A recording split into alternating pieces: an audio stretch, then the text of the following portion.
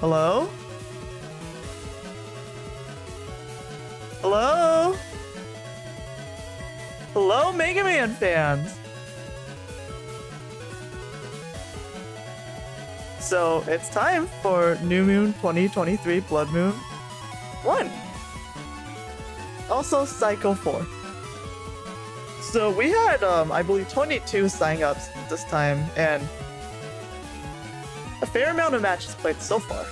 But remember that Blood Moon is a 2-week round-robin stage, so that means this is the first week's coverage.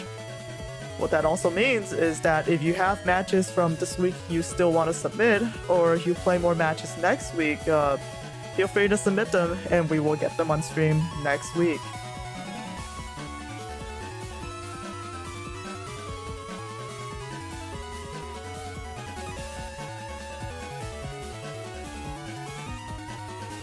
Okay, so I honestly don't have much to say here.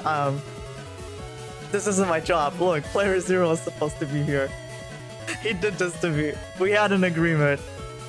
He gets his wins. We do something under the table for his chip draws. He has to run the streams. Okay, let's just move on. So today our casters are going to be SoulXCross and Neryth. Hello, SoulXCross and Neryth. Hello? Hi. Hello? Yo.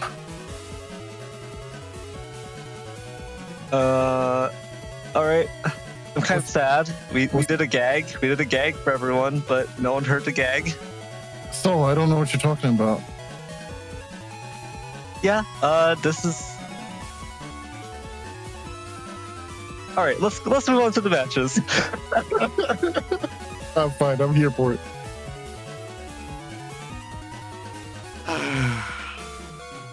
Wait, that was on stream.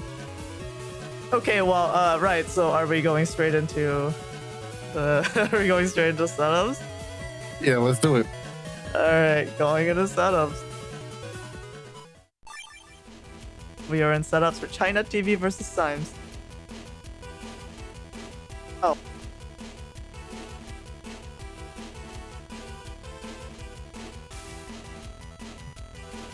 All right, man. I'm so excited for this tournament today. This has been a long time coming. A lot of new moons, a lot of casual matches, but no more games, no more toys. It's time to put those childlike things to rest for the actual tournament that will decide who will be our next Moon Master.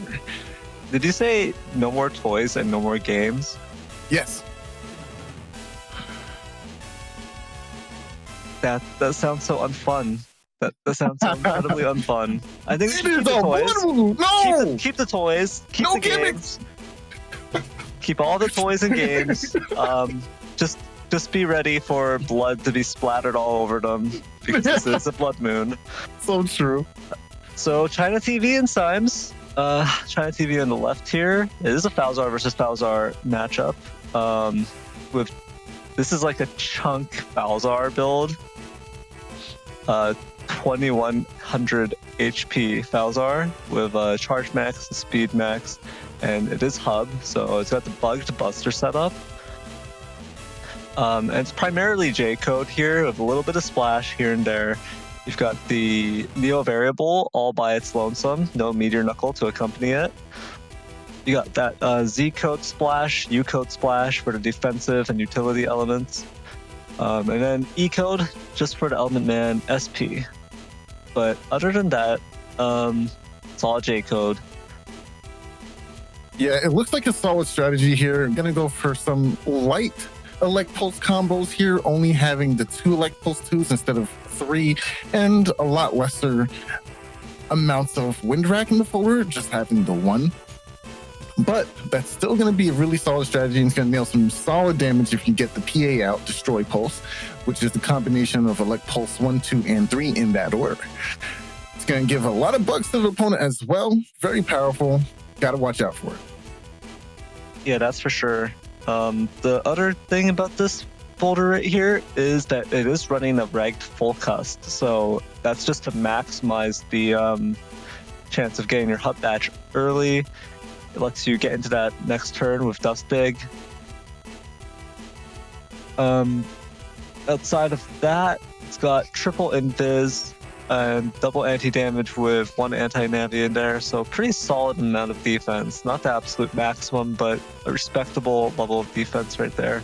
Absolutely. It's also choosing to run Tengu Man. Now, the defenses here are very necessary as we don't see an undershirt in China's Navica setup here. Now, this is okay because in HUDBAT, you do get undershirt programmed in. As long as you use that chip, you should be able to access that really powerful ability. However, if you are deleted or if you are put down to critical HP before HUDBAT appears, you won't have the undershirt. So it's going to be really important for ChinaTV to navigate through their folder with SoulXCross, for instance, in order to find HUDBAT, use it, and have some safety in that undershirt program. Yep, and on the right side, we have Symes here with the little bit more traditional Bug Buster setup, triple bugged with attack max, charge max, and speed max, all outside the bounds of the Navicust. And it is an 1800 HP setup right here, so not quite as beefy, just a little bit less than ChinaTV setup. But it does have 1 extra custom there. This is kind of an encode setup with triple Gundel Soul 3 and Geddon, so it's really trying to land that uninstall if your opponent has air shoes. In this case, it's Falzar, so uninstall isn't going to affect the shoes of the opponent, but it will still remove super armor, will still remove the hub batch, most of the programs with the hub batch. So I'm just going to want to wait until ChinaTV actually gets the hub batch out and then hit them with the uninstall to get rid of the shoes, get rid of the super armor, get rid of that shield. Otherwise, the uninstall is going to be a bit wasted. So that's the optimal setup here, and that does mean that Symes is going to have to play it a little bit slower and focus on like the neutral game, basically. There's recovery 300s in both folders, so high HP, high recovery. Both players electing to take that Element Man SP and the Tengu Man Star, actually, both players running that. Symes does have quite a bit more to pair with that Neo variable. It's got the Meteor Knuckle as well as the Giga, choosing not to go with Hub Batch, and then also Assassin Sword. Not a chip you see that often, but it's all encode for encode, so... What I really like here is the access to triple Gundel Soul on top of the Geddons. Now, if you land an uninstall, or if your opponent just simply doesn't bring air shoes, you're going to lock down such a big amount of damage through those Gundel Souls. It will be unparalleled. And what further enhances the strategy is that Meteor Knuckle is basically a one-sided Geddon if your opponent especially is in a corner or in the frontmost panels of their side of the screen.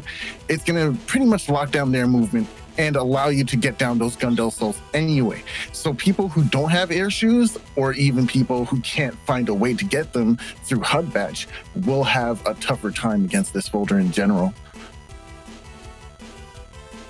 Yeah, I think one last little difference here, and little interaction I want to note, is that Symes does have 2 invis and 3 anti-damage, so it's the reverse of ChinaTV. But ChinaTV is actually running Rush. So one of those invis is going to have to be tossed to Rush, leaving Symes with only 1 invis in the situation, unless Symes uses both of them as time freeze counters. The big issue there is that there aren't that many heavy hitting time freeze chips coming from ChinaTV. It's basically just the Element Man SP, and I think that's really it. The other time freeze chips that ChinaTV would use, that you would want to block with the invis, they just don't do that much damage, and then the other ones pierce the invis anyways. So it is a bit of a tough situation defensively in that regard. So we'll see how Symes plays around that. All right, that being said, I think we've gone over the setups pretty sufficiently here. Let's move on into the match and see how both players compete. All right, let's get into the match. Okay, we're in.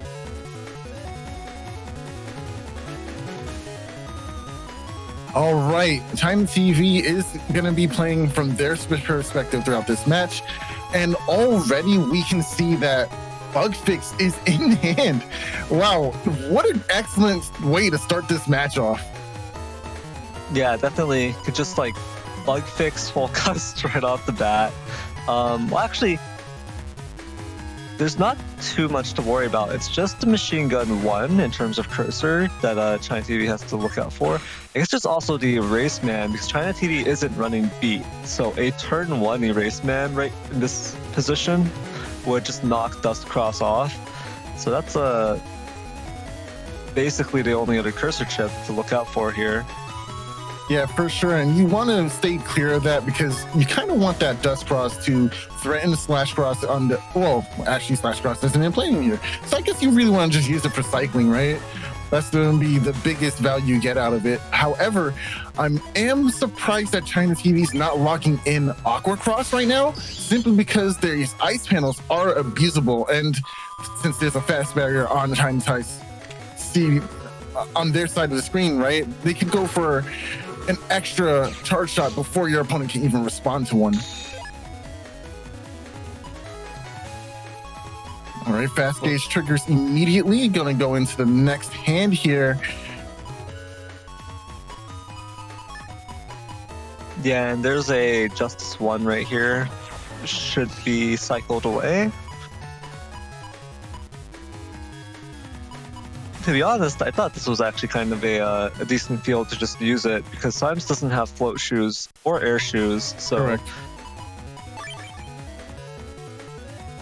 Huh, that's interesting. Okay, well, yeah, going for Charlie here. It's a friend in need. We all love Sir Charles. But Tangy Man gonna make quick work of the first barrier and that anti-damage underneath. But ChinaTV is camping the barrier 200. A little bit of skip here. Oh, that was interesting. But Symes going for the Judge Man, gonna go ahead and grab back these panels and slam down the area grab. Not before ChinaTV can step forward and preserve just a little bit more of that area. Yeah, and unfortunately for Symes, that one preserved panel from ChinaTV slipping forward, that does mean Symes is actually currently locked into this row of panels on the top. Those ice panels are gonna make it kind of a big deal.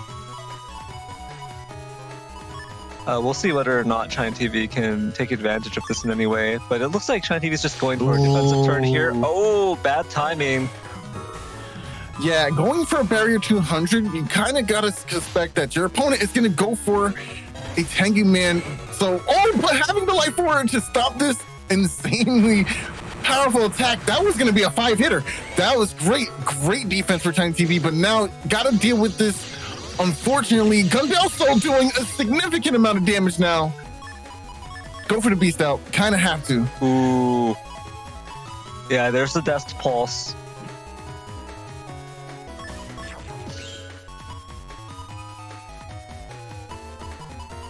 Interesting. Okay, so you could just immediately go for Destroy Pulse, but I kind of like the idea of confirming Windrak into Destroy Pulse. Especially if your opponent doesn't go for a cross, then they don't. Oh, okay, interesting. Element is not going to get a ton of value here, unfortunately.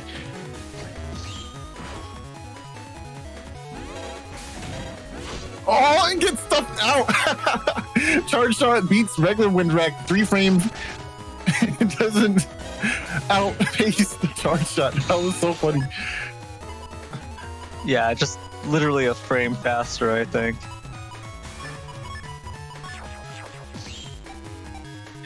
Now, at this point, I think my main concern is ChinaTV's not really mounting on any offensive pressure.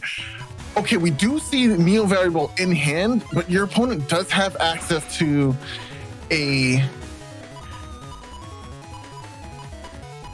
Well, yeah, we saw the Neo variable was actually in hand even last turn, but ChinaTV opted to go for that Death Pulse over the Neo variable. I'm actually not sure whether or not that was a good call, because now Symes is in Tengu Beast. Nice, that confirms it. Oh, that's a bad TFC. Oh. This is going to be a juicy amount of damage. Go for the cross slash. Very nice. Oh, they both have Neo variable. Oh, how unfortunate, but the blindness. When you're in Beast Out and in blind, right? You don't have access to that beat jumping ability, so you kind of get stuck there. And now Symes didn't have a way to go ahead and jump in and do his damage as he would have wanted. Oh, Destroy Pulse really, really paying dividends here for ChinaTV. Yeah, definitely that Destroy Pulse ended up being pretty clutch, especially because Symes did not cross cancel there and just opted to take the take whatever punishment was coming in exchange for just that the potential extra damage from the Gundel Soul that was still going.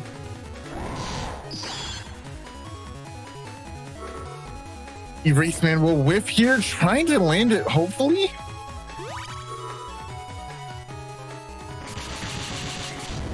Not much you can do. Oh, can you nail the beat left in time? No, you can't. Oh, it's so difficult to do. Oh, finally gets it. At the very end there, misses the Judgment though. Very narrow escape there.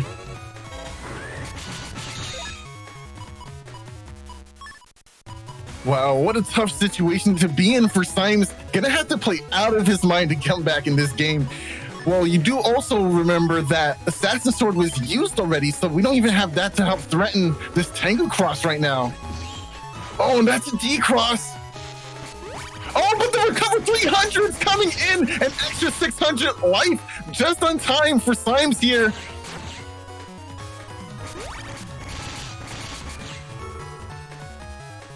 Justice One will come down soon. Gonna go ahead and deal with that anti-damage. Oh, and it gets the D-Cross!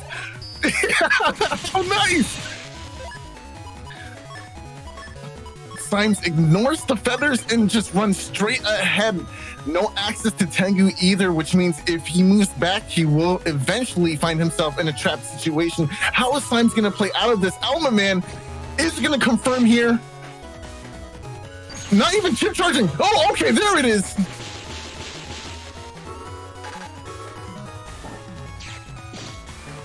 Oh, yeah, that was just too much to deal with. Yeah, unfortunately, Symes did not have defensive options there at the end. Yeah, not much you can do in that situation at all. With that, ChinaTV takes the first match in the set. It looks like we've got a forward ice field right here with the 2 cubes. This is going to make it a very obvious Dust Cross opening for both of them. And we'll see who wins the contest of strength here, contest of willpower. Oh, and it goes to ChinaTV. Immediately left. Very nice. Oh, and going for the trap here. Now, what's really important about this play is that, of course, you do have access to those cubes. However, Symes will become trapped. Now, this is going to force either a Beast Out or Tengu Cross appearing next turn. Now, chances are Symes wants to have this dust digging for the next few turns. So Beast Out might be spent in this next upcoming turn for Symes.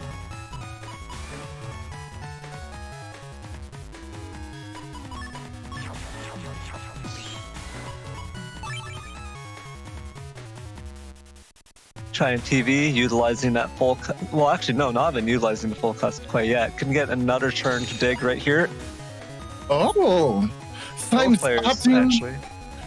Oh, you know what? That was insane. Symes actually read the obvious full cust, right? So why go Beast Out just for it to be full custed away? Hanging on to that button and is getting an extra turn with Dust Cross. Very nicely played. Yeah, Symes definitely knew that the full cust was there at the end of that hand. Just opted to sit there, get that extra value. And now Bug Fix coming in. Ooh, that's an area lock, but Symes does not have a... Oh! The damage from there it this. is. Very nice. Go ahead and get the third one going. Oh, just the two. Nice, and clears out the anti-damage just before the turn ends as well. Symes in a very good position in this second round. And here we see not quite Best Pulse. There are 2 Pulse 2s here in hand. Nope, ChinaTV does not draw the Pulse 3. Does not get access to that Best Pulse. Gonna have to wait at least one more turn here. But there are some good defensive options with Recovery 300 and Invis. And ChinaTV will be able to cycle out one more chip by using up this Pulse 2. You read my mind, Neryth. If Symes can get down one more, oh, that's confirmed. Very nicely done by Symes, using the B left to confirm. Erase Man can go for a charge shot. No, the Assassin Sword. Very nice sequence here for Symes. Wasn't a terrible turn for ChinaTV, though. At least at the very end, we were able to clear Symes' anti-damage, which could lead up into something huge for the next upcoming turn. But right now, the biggest issue is that we have to find a way to get rid of Tengu Cross, because if not, Symes might be able to go for another area grab and have that entire row locked. Gonna start going for Wind Vax, which is gonna put on so much pressure and damage that you might not even be able to deal with it.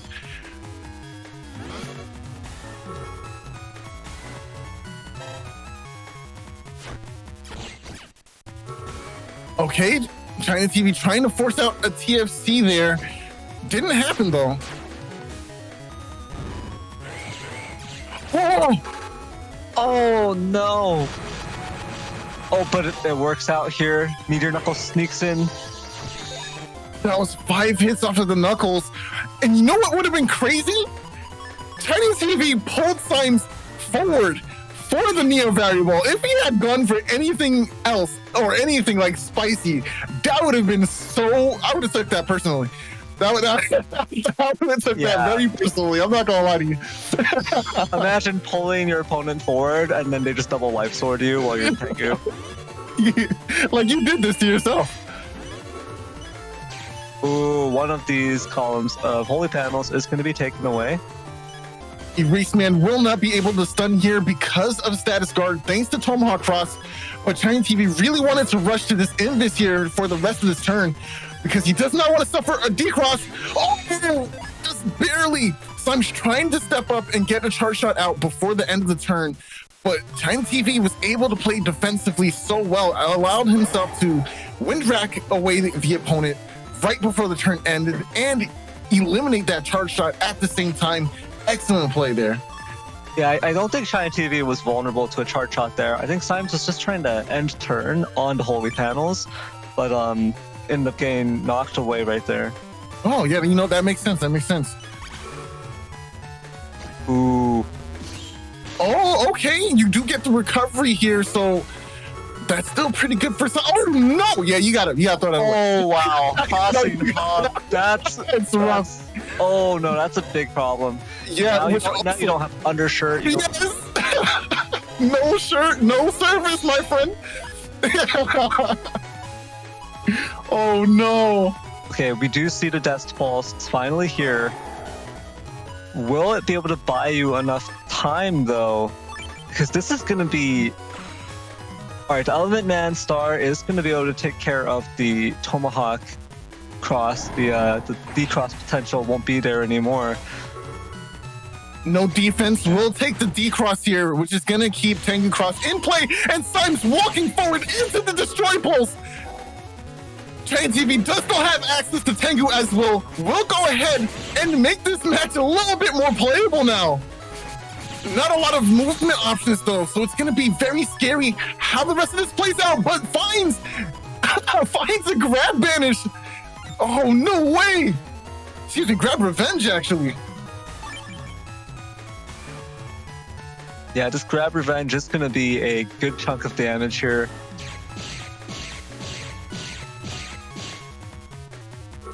And the area grab, very nice. Okay, I think at this point, I think I would buster a bit less and just hold to force my opponent to use defenses in anticipation. Oh, yeah, there it is. And the judgment at the end, too. Very nice. Symes is going to have a lot of initiative and gets rid of the anti-damage as well. Only 3 chips left. Ooh, this has got to be tough.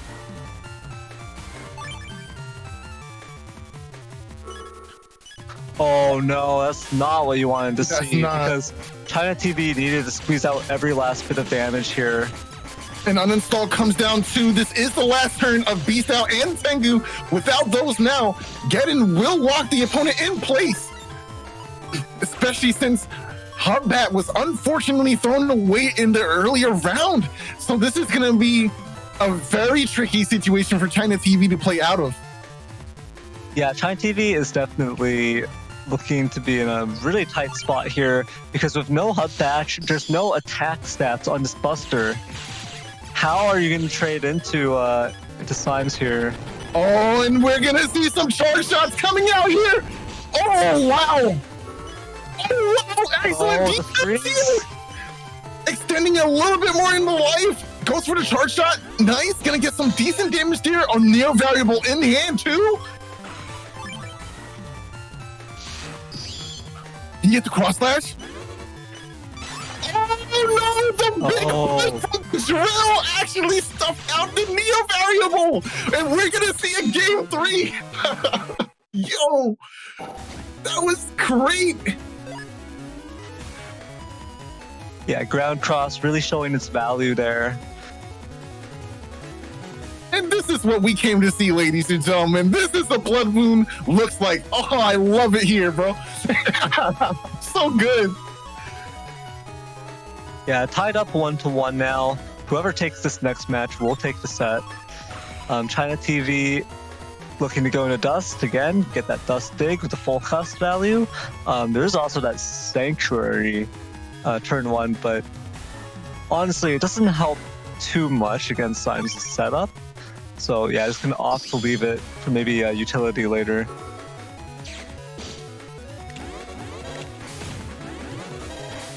Just exchanging charge shots here. I think that maybe Symes is waiting for this full cust, but ChinaTV is just camping it. Gonna use it on the next turn to potentially get some more dust digging out, right? But I would love to see the adaptation from ChinaTV, just holding on to his chips and not using full cust on the next turn either, right? Because now you're gonna put Symes in a tricky situation to just keep taking these Charlie charge shots. Especially with the area limiting out, right? ChinaTV does have the ability to just safely stay in the center here, and Symes won't be able to center themselves. Oh, but now there's the Beast. That was so good for Symes, yo. And he read that he would actually, yo, this is insane mind games right here, forcing the opponent to use that full cust because he adapted to the, oh man, that was so big brain. Yo, I'm very impressed right now. Well, I don't think ChinaTV was in a situation where there was much value to be had from not using the full cust, simply because while ChinaTV can stay safe against Symes, you're also not getting any offensive value, right? So it's kind of just you're playing the clock at that point. True. Bug fix comes down for ChinaTV. Life Aura is up as well. And ooh, here's the Gundel Soul. One. Just use it. And throwing it away. Yeah. Not gonna pierce that Life Aura. Yeah, so Symes did not get the decross he was looking for, but did get a good chunk of damage from that Gundel Soul 3. I also gotta say, I like the way Symes ended the turn there too, ending it on some iframes there, using that Dust Beast, the Beast charge there, and going for that invulnerability state. Will make him safe coming into the next turn. But I do think ChinaTV can respond and do some damage on Wake Up, right? As we see, I think that was Erase Man that queued up. Oh! Yeah, Symes. That was crazy.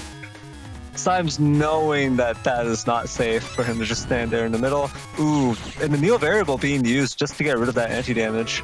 But stepping into ChinaTV to take iframes as opposed to, oh no, that completely messed him up.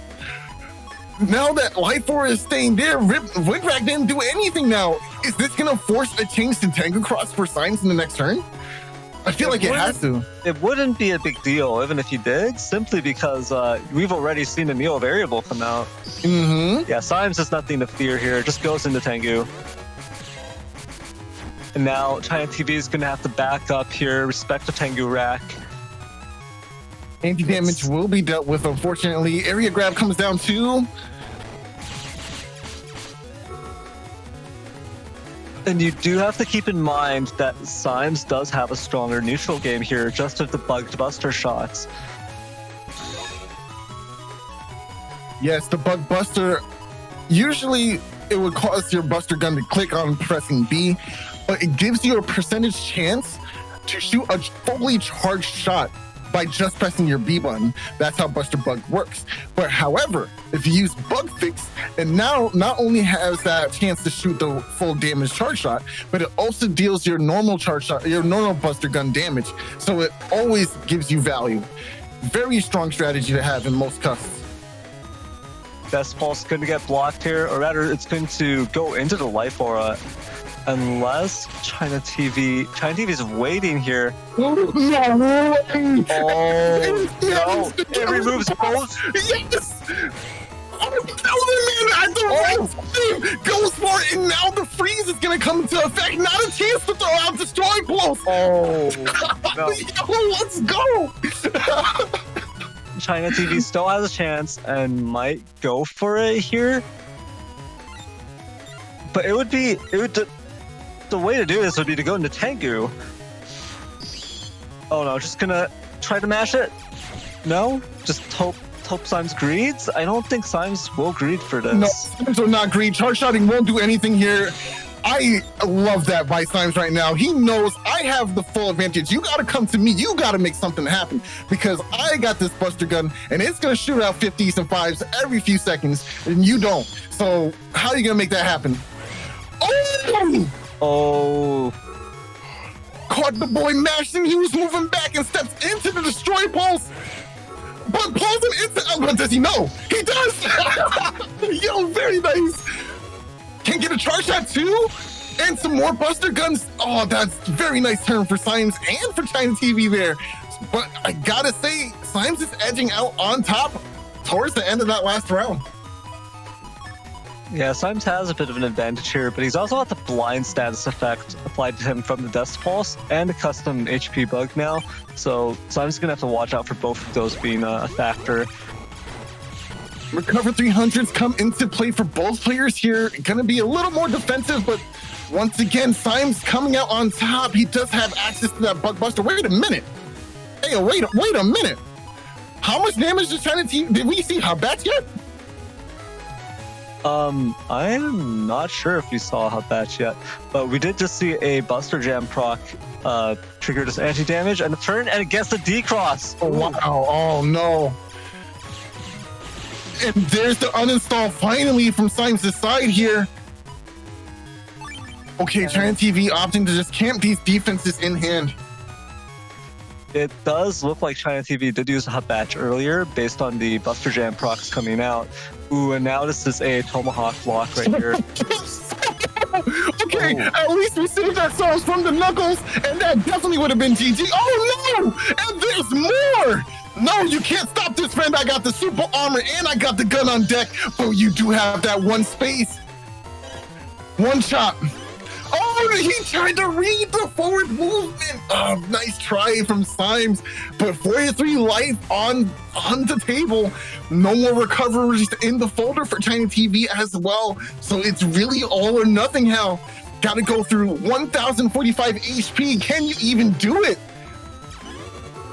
Element XP comes out. Just wait for the charge. Nice. Oh, just timed it. Oh, no. Oh, wow. Oh, man. No, okay, ChinaTV really wanted that invest there, but he was trying to get maximum profit. He was trying to get maximum profit for it and ended up pressing the B button and then taking the charge shot damage. Ah, that was so rough. Ah, Ground cross being pivotal there in two different matches out of the 3 there. Wow. oh man, Well what a played. tough fight. That was insane. If that was the first match, what are we looking forward for the rest of the stream? I'm perplexed. Yeah, well played to ChinaTV and Symes there. This means Symes took that set 2-1, but a good performance from both players there. With this, I think we can head into the setups for our next set of the day, which should be HonorNite versus Soren. All right, let's get into it. We are in setups. All right, we are seeing the opposite versions. Gregar on the left here from HonorNite, Balzar on the right with Soren here. And this looks like F code right here. Yes, The heavy hitting magnums and machine gun 3s meant to be used in the race cross for that extra boost. This looks like a 1450 HP maximum buster, no shoes setup with cust 8. So this is gonna be this is gonna offer HonorNite best potential selection of chips in the cust screen. The highest chance of pulling what he needs. Yeah, this cust is actually really impressive. It's scary though because you don't have access to shoes, and of course Gregar never has access to hub batch, so that means there won't be a way to get shoes in any capacity. But to circumvent that, we do have the Recover 300s in the folder, which should help out with a bit of that bulk. 1450 is pretty low as per the meta shift that's been happening with the past few months now. But I still think it's more than enough HP to get the job done and should be able to push HonorNite into a winning position. Yeah, this is going to be a pretty interesting matchup here. Because the coverage from this folder in terms of just the basic chip selection is going to counter a lot of the cross options for Soren, so they're gonna have to watch out for the magnums and machine gun 3s. That makes both ground cross and dust cross pretty unsafe until you've seen them come out. And then the Judgment SP, of course, that's gonna check spout cross. That's gonna make it so you really don't want to take that hit. It's gonna be 380 damage before the books even get factored in. And then Muramasa is a huge threat to Tengu. So that really just leaves Tomahawk, and there isn't really a good answer to Tomahawk cross in the folder, but charge cross and heat cross both have pretty good charge shots, so you could all just take down the Tomahawk cross that way. So that does really limit the options in terms of the crosses you might want to go into for Soren here. If you do go into something like Dust Cross, you'd better hope you have the right defenses in order to stop those magnums and machine gun 3s from connecting. Yeah, for sure. This folder almost seems designed at taking down the Falzar cross or Falzar players in general. Now, Soren's folder is very dependent on getting that early turn advantage with the Dust Cross there as well, and that's very scary too because you see all these cursor chips in your opponent's folder. So how do you deal with that? How do you make your folder work without going for a cross that's supposed to help you make it work, right? It's a very interesting situation to put yourself in, or to be in rather, because this is a blood moon after all. You have to fight everybody. But we're going to see how Soren adapts to this. It's going to be very tough, but we'll see how it goes. Yeah, this build from Soren here is also just pretty interesting. It's the Element Man trio. I'm not sure if you've mentioned that yet, but of course we see the triplet here, Element Man Star, EX, and SP. You also see, of course, it's going to be there's going to be a gauge battle here, but Soren will come out on top if they want to with the double fast gauge.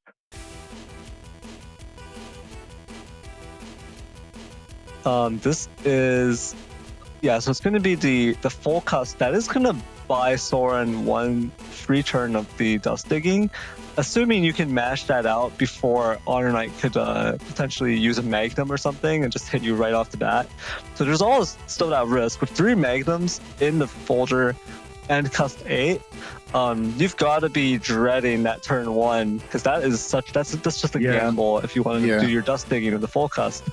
But because you have it regged, it's also just a rough situation if you're not going to use the full cust. It's just going to be sitting there in your hand from the start, from the get-go. But at the very least, you do know you are going to be able to set the fast gauge whenever you want, right off the bat, if you feel like it. And HonorNite is not going to have a good response to that.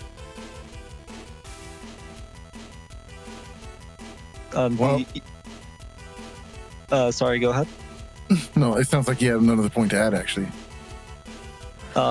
Just that the pulse rat combos, though, those are actually going to be a problem for HonorNite, simply because of how hard they are to defend against and how they are going to counter the erase cross. So it's not going to be completely one-sided in that regard. But yeah, Soul, I've been thinking. Mm-hmm. I'm looking at this folder. Yeah. I see the bass fishing. The F code stands for fishing. Mm-hmm. Bass fishing. You've got these F code chips. You've got the cursor chips, right?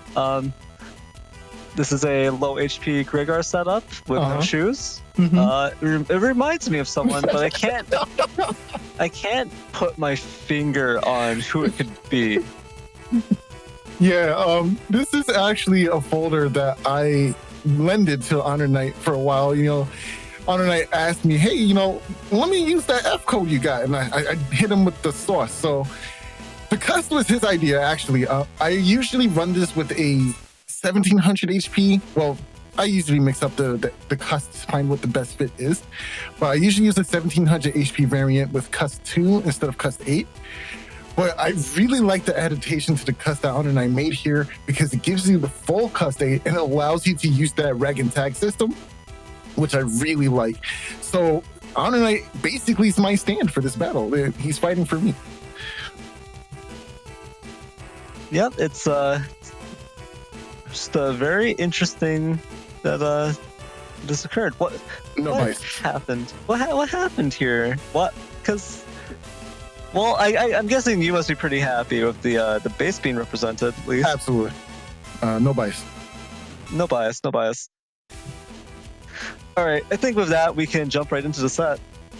Let's get it. We're in?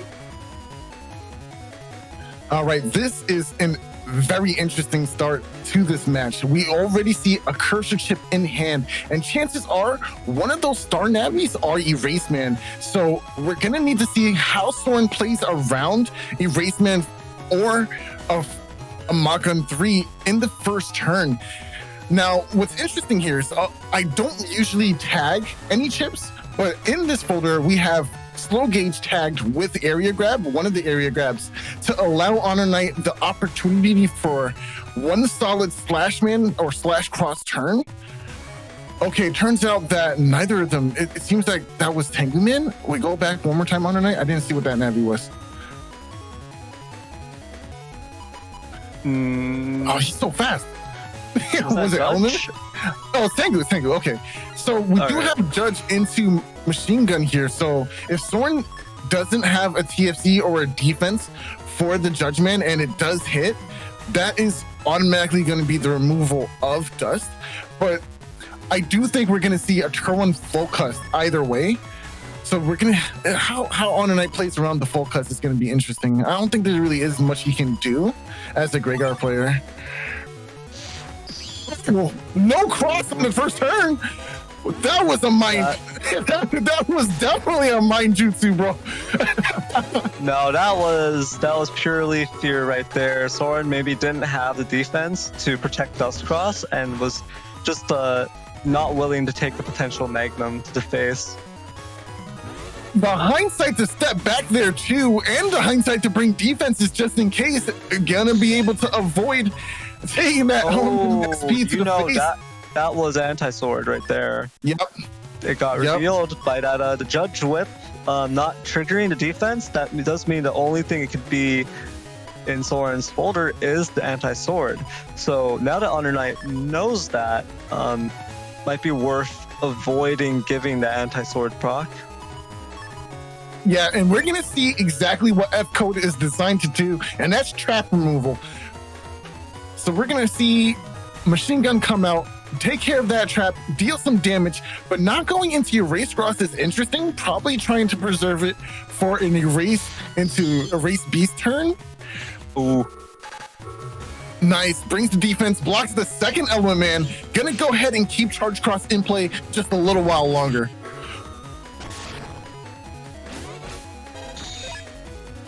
And there's the focus. Nice. Yeah, HonorNite does manage to step down and avoid the anti-sword damage right there. Would have been 200 damage if both of those anti-sword waves had hit. The first one was not going to hit simply because of that anti-damage. Good defensive movement. Still gets clipped up by the rest of the pulses, though.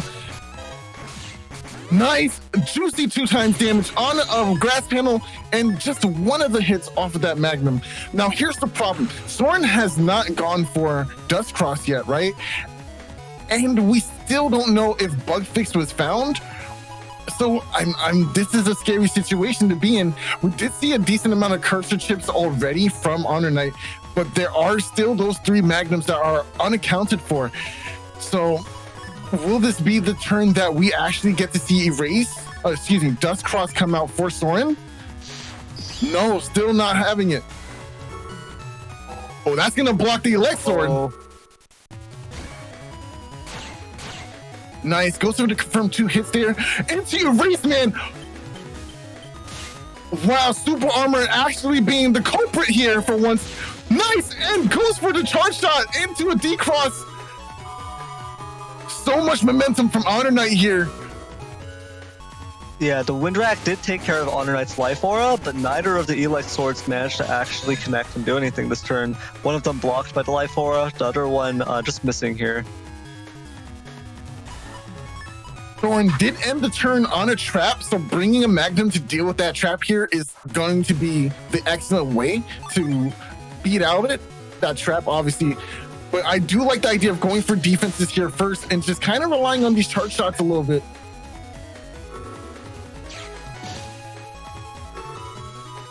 Fast Gauge finally in play as well. Rush finally being triggered here. This does mean the anti-damage will get taken care of right here.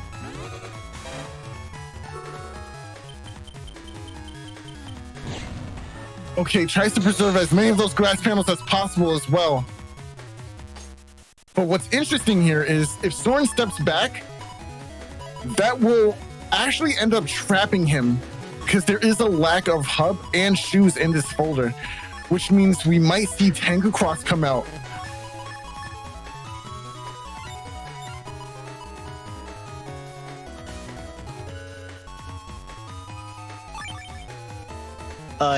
I'm not sure. Yeah, I'm not sure about Tengu. Tomahawk does seem like the safer option here, especially to get rid of this Elect Cross. The issue with the Tengu Cross here is that Soren is only running 2 area grabs, so not exactly enough area control to force that Tengu lock.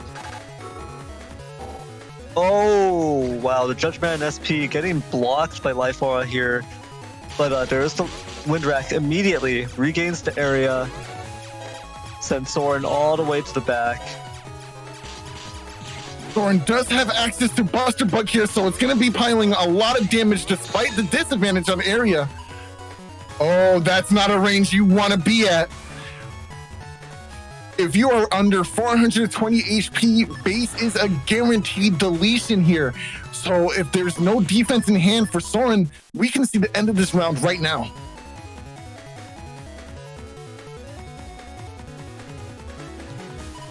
Yeah, this is going to be a really tough situation because HonorNite's neutral game here is obviously quite strong, so you might be able to force Soren to just squeeze out a defense and then answer it with base. Nice, using the charge shots to put on pressure. Soren still doing a decent amount of damage with those P shots though, but still not going for the defense here. There it is. Oh, there it is. The base connects. He's already gone, HonorNite. He's already gone. He can stop shooting. The base doesn't care. He wants smoke. He wants all of the smoke.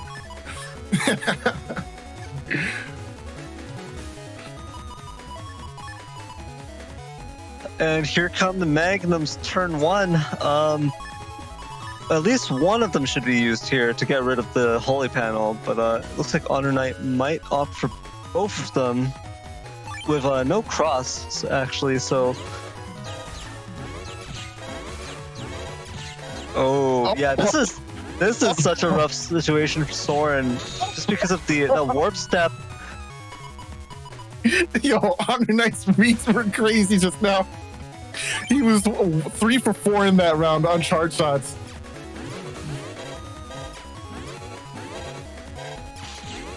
Nice. Soren adapting a little bit as well, trying to lessen the 50-50 mind game here. And another player using chips, but Soren is losing out by quite a lot here. Yep. This is not a good position. For reference, Soren starts off with 1800 HP, so this is damage straight alone on charge shots. You never want to be in this situation with HonorNite. HonorNite will be content. He will trade. As a player, HonorNite is content to use no resources and just play the Buster game, just play from a neutral position. HonorNite is very good at just conserving the resources, conserving everything. Because this is not a situation where HonorNite is threatened. Yeah, HonorNite's not threatened. HonorNite is just that confident in his neutral position right here. Just the advantage. It's building. This is Soren. You've got to do. You gotta do something. You gotta do something. You've got to use a chip. Oh, it's an invis. It's an invis. Was that worth it? Was that worth it, Soren? Oh, you should have thrown away. You really wanted to greed for an invis? Okay, the freeze will happen here. Nice, gets the conversion. But now that these holes have been made, there's no way you can get to that front row, and we're back to square one on these buster shots again. Magnum's gonna take care of that trap. There is no traps for you. There is no defense. There's no safety. But I got this charge shot with your name on it, homie. You're gonna hold on to that for me. Thank you, man. Doesn't connect, but with so much damage coming through here, Soren being at 250 HP already, do you even need to Thank You Man to connect? Because you've got Erase Man coming up right afterwards. It is going to take care of any potential defenses Soren has, other than the Life Aura. So, what I really don't like here is that, unfortunately, Soren didn't want to use resources, never went for Dust Cross, didn't cycle through their folder, and now you might be even looking at a situation where, oh wait, no, they don't have Cuss Bug. Okay, so I understand. There is no Cuss Bug in play here, so they're not actually at that much of a dividend here. Okay. Other than the massive HP difference, and now you are in a very tough spot in terms of area control. In fact, you're not able to protect your area at all. It's just going to be a full area lock. Oh no, but it's just a little too early. An area grab will get that area back though, so that does work out. Oh, he stepped forward. But at the very least, Soren is able to get it into fast gauge here, overwrites slow gauge immediately. Oh, but no! The double damage into D-Cross from D-Cross. Oh no! I was about to say, maybe Soren has some hope of getting a few hits in and then forcing it into damage judge because of how many turns they've wasted, right? Oh, but is that base? But now, with this little HP, there is very little hope. I like what HonorNite's going for here as well. Bringing up these defenses, recognizing that his opponent's in flashing, base can't do anything immediately, and I want to maintain advantage at all times. He's going to bring these defenses, try to go for SoulXCross, and end the game without spending too many resources. Eraseman will claim that anti-damage. Is there a wind rack behind it? No, just Judgment SP.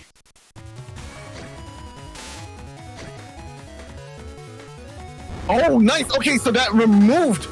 Oh my, what an insane play. Goes for the TFC anti-damage to get hit by the Judgment's books in order to remove paralysis from himself and give him back his movement. Was able to be rewarded for that play by getting out in this in time to stop the wind rack from pushing him back. And now he's maintaining area for it. Oh, but the wind rack combo coming out here. Signs of life from Soren, even at 1 HP, trying to play to the best of their ability. That's what I love to see. Nice, gets the wood, no flashing here. Now it's getting real close. Makes it to the next turn. Anything can happen here. I 100% agree. It is suddenly a very close match here. What a comeback from Soren. Being on the receiving end this entire time. Not going for the recover, but the hand is pretty alphabet soup. So I do understand wanting to go for the defense in form of Life Aura instead here. And I 100 leave SoulXCross immediately because you do not want to eat ×2 Meteor Knuckles.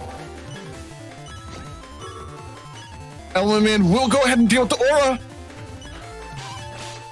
Nice sequence. Oh, wow. Victory from Soren. Nicely done.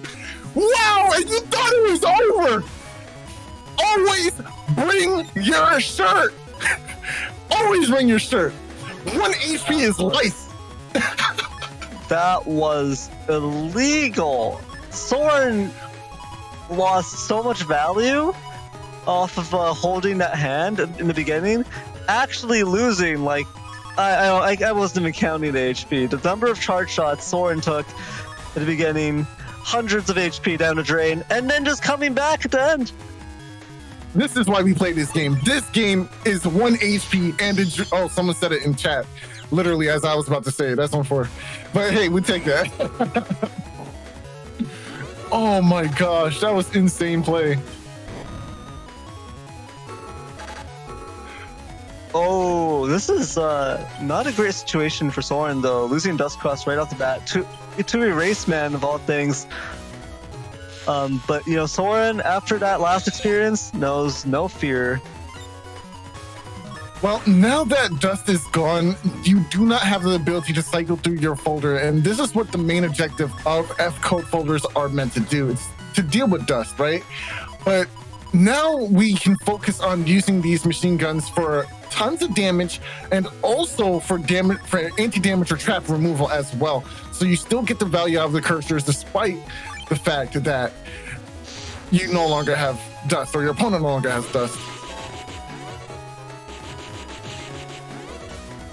Only 1 hit each on those for 100 damage. Nice, and area grab does come down. At the very tail end, gets a Judgment that will be able to grab back area. However, the tough part becomes, oh, I like this play. Giving up immediately on on Erase to get Slash rather, and is gonna follow up with the slow gauge in hand too. Oh, yeah, I like this folder. Yeah, this is good. Obviously I like the folder. I like this hand a lot. Yeah, HonorNite gonna take advantage of the fact that the Judgment doesn't immediately return those panels. It's gonna have to wait until HonorNite steps back or is forced back. So HonorNite is going to try to camp forward with this Life Aura, maintain this area advantage. It has 1 extra area grab here just in case. Rush rearing his ugly head. No, there is no defense for this, my friend. You're gonna take this damage, and that's gonna be that. Oh, HonorNite gonna rush through these chips now. Yeah, gotta get through them. I need the slow gates to land right now.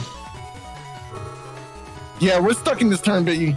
That's it. This is our life now. This is you, me, and this lovely dream. Oh, that is not enough. Warp Step is still in play too. This is giga levels of damage right now.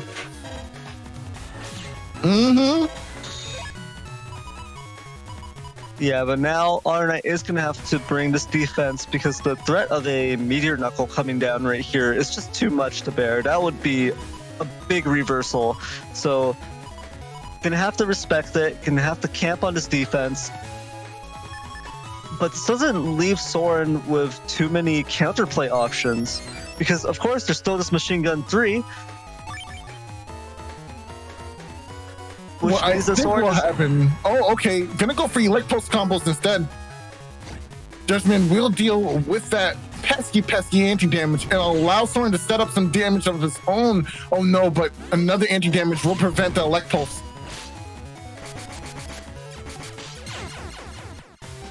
And a quick cleanup for the game. Yeah, there was not much you could do about that. Excellent game to both players. Soren with the crazy comeback in game 2. Wow, amazing. Yeah, we really saw the power of those E-code combos, the Elect Sword paralysis, the Elect Pulse 2s, and the Wind Racks just chaining together and taking HonorNite down there. But in game 3, HonorNite managed to take it with still about 1,000 HP in the bank.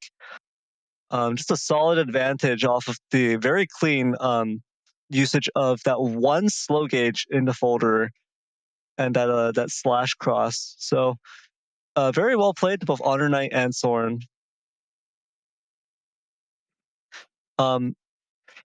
With that, I do think we actually received some donations. So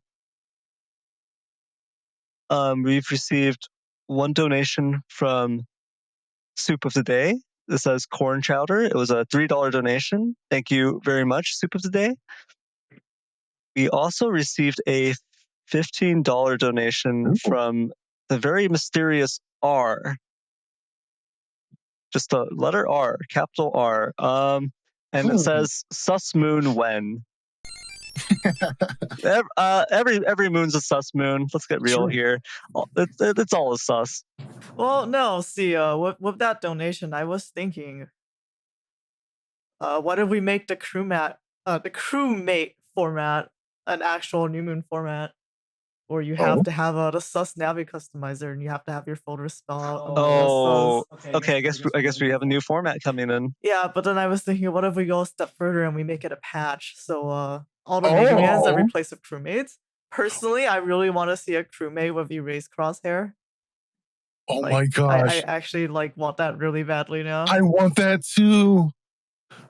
I didn't even know I wanted that. Yeah. Crazy. I want this. We can make it a community effort and just I guess we just have people draw the crew. I mean, everyone by this point has drawn a crewmate. Who here in the server has not drawn a crewmate by this point? I heard that when there's that Discord drawing game, everyone's just drawing crewmates. In fact, apparently it was it was a problem and it became sort of an epidemic. I want a base crewmate. Yeah, I guess we can have base crewmates. Do we have Colonel Force crewmates? Ooh. They pop out events and then they start shooting. Oh, it looks like we have some other donations. Let me go get them.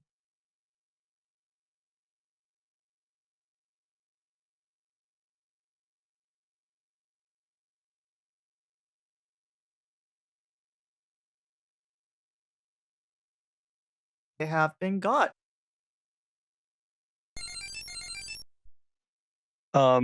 Looks like we also received a $3 donation from Uvu saying, can't wait to get back to shooting tank cannon 3s and throwing dark boilers. Thanks for all the work, N1. Yeah, thank you, Uvu. We can't wait to have you back. We also received another $3 donation from Entitas saying, help me. Sorry, Entitas. We can't. Once you log on to the N1GP server and you have your Mega Man do your first net battle, you're one of us. One of us. And with that, I do believe we can head into setups for the next set of the day, which should be not third person versus ChinaTV. All right. We are in. All right, we've already seen ChinaTV in the first round, an amazing set once again, but now we're going to see how ChinaTV fares against not third person. Now, this build specifically is a shout-out build from way back when, created by Buster, which we kind of regaled as the default Gregor cusp, right? It's got everything Gregor player really needs. It has air shoes, it has cust 1, it has rush. Just such great value out of these pieces, tightly knit together into a solid cusp with no bugs. And this is one of the best air shoes cusps that were developed from way back in the day too. 1500 HP is a solid amount. We've seen people win with 1400 or even 1450. So 1500, more than enough HP to get the job done. Love to see it. Now, what's interesting here is the cusp that's accompanying said folder. We see Dardian, Recover 300, and Barrier 100 in O code. Now, I would have loved to see Barrier 100 tagged with an Invis, just to see the early game bait on Rush if the opponent has Rush. That would be a phenomenal answer for Gregor to just immediately deal with Rush early on in the game and not have that locked behind or threatened by a rush to stop or interrupt your plays and allow you to get countered by your opponent. But still solid synergy no matter what. Really good folder building here. Yeah, all of these utility chips, all of these star-coded chips, it's just an interesting spread because it does look like it does look vaguely soupy from a distance. But when you look at it, a lot of these chips, the number of star-coded chips does mean you can just mix it in. You can get pretty unlucky with only cusp 1 in the Navicust.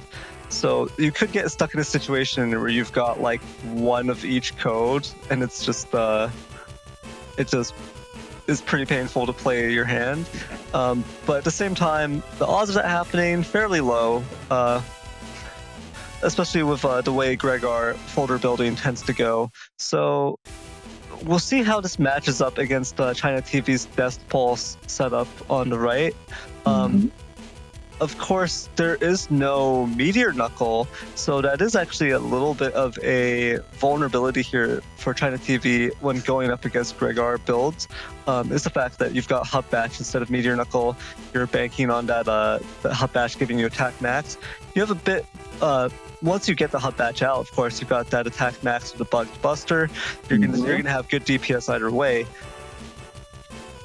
But not having that check for SoulXCross, we'll see whether or not it hurts them. Because Justice 1, you can't consider that a real counter to any of the to SoulXCross, right? Because I believe the center panel will decross SoulXCross, but I don't think the splash will. And also SoulXCross wants to get up in your face.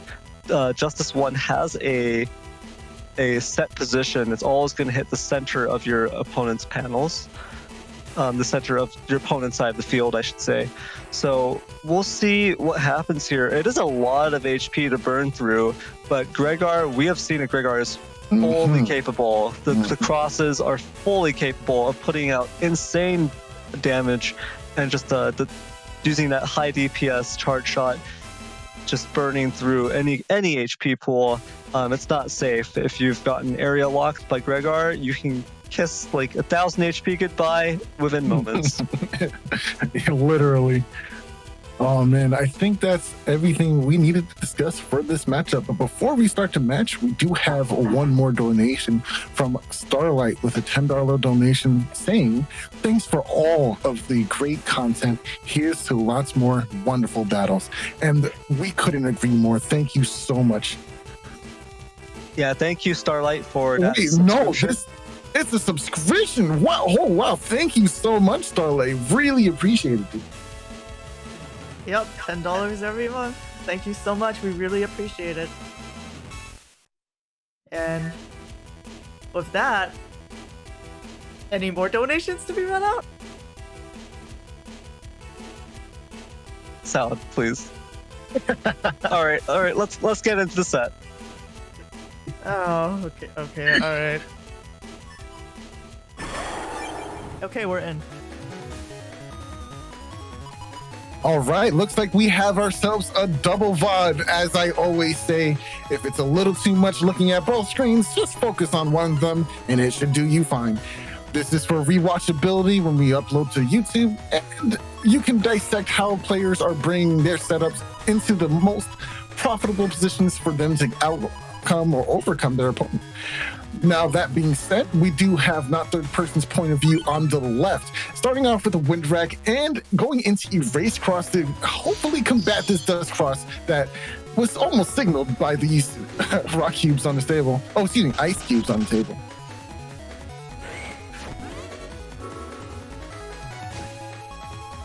Ooh, decross right off the bat. But yeah, both players getting a decross on each other right off the bat, double damage.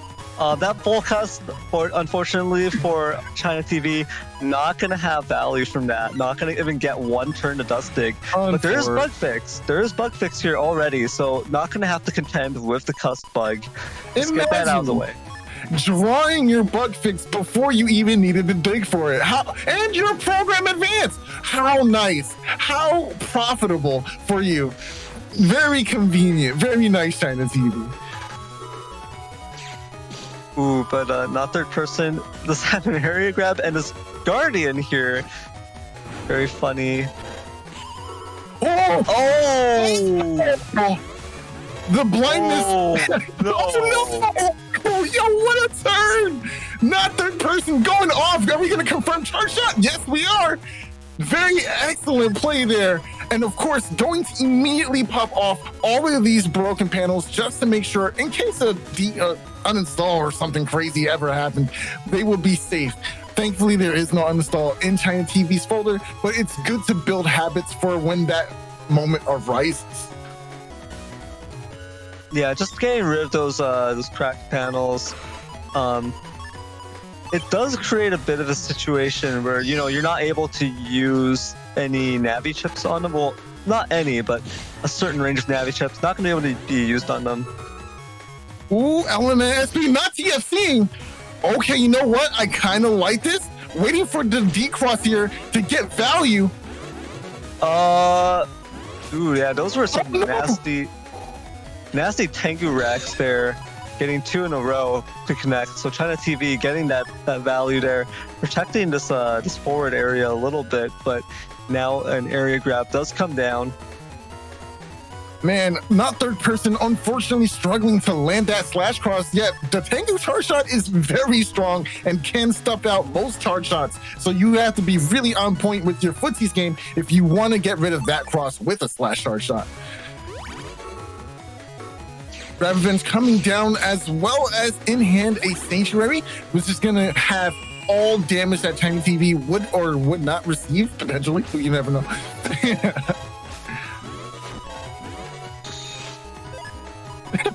What was that turn? I love the end of turn P shot. Yeah, just a cheeky little P shot at the end there. You know, might as well. Hub Bash looks like it is in hand. Gonna come down and give ChinaTV that extra attack that's gonna really factor into these charge shots. Oh, the counter hit! Charge shot! Nice little combo coming out there. Oh, another stuffed out. Oh, finally the decross happens, but unfortunately the damage is halved from the Sanctuary panels. My Sanctuary's like... Yeah, slow gauge did come down there at the end though, and I don't think, yeah, there's no fast gauge in ChinaTV's folder, so that means it's going to be slow gauge, and this is kind of an awkward position. At least there is the Sanctuary panels, like you mentioned. Mm-hmm. So that's going to cut down the slash damage by quite a lot, and ChinaTV does have a lot of defense here. What are they going to go for? Looks like a Tomahawk cross just to fight back. Maybe get those confirmed charge shots here. Ooh, stepping up at the wrong moment. Gonna go ahead and lose out on that center panel, the most important panel you want as a /cross user. Yeah, with that, there is no more slash block. Might still be able to, yeah, just step Ooh. forward. Let me punish that real quick. Yeah, come back forward.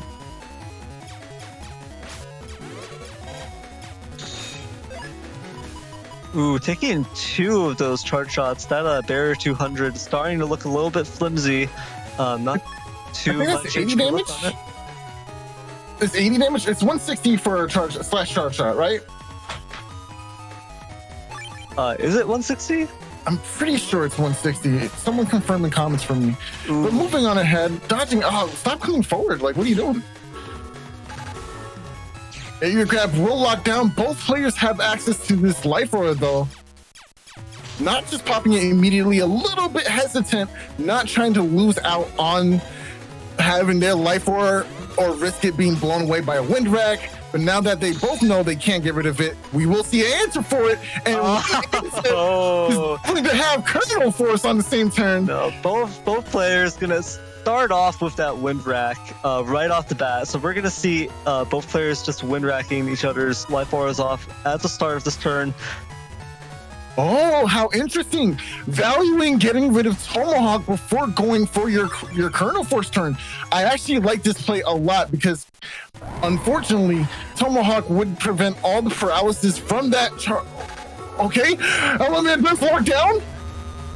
Don't miss it. Oh no! Okay, unfortunately, there is no decross, but there will be a erase man to get some paralysis going. Into a cross slash. Excellent damage here for ChinaTV. But now, not third person needs another way to get rid of this Tomahawk cross, or Tomahawk beast rather. Yeah, I do think that not third person was going for the grass to get rid of those holy panels, because that is going to cut down the Colonel Force damage way more than anything else. But now it's going to have to go to this Element Man, hoping this gets the D-Cross on Tomahawk. That would allow the full Gundel Force combo to connect. Otherwise, it's just going to be the Colonel Force. And the Gundel Soul could just be stepped out of by a Tomahawk using the status guard. I thought it was really impressive for not third person keeping their advantage with /cross, but moving on to light cross is better here for the situation. So you have a little bit more range to your damage. Oh, Sanctuary does come up, but wait. Oh yeah, okay, no, times 2 damage. This is actually really good. Yeah, that was actually 300 damage because it was Tomahawk cross on grass. Ooh, but the Elect cross gets dealt with immediately, and the field gets switched back to grass, full grass, both sides here. Oh, it's getting real no. close. Oh, it's real close. It's a slow game's turn. Oh, no way. Couldn't avoid all of the feathers. Unfortunately, gonna take that damage there.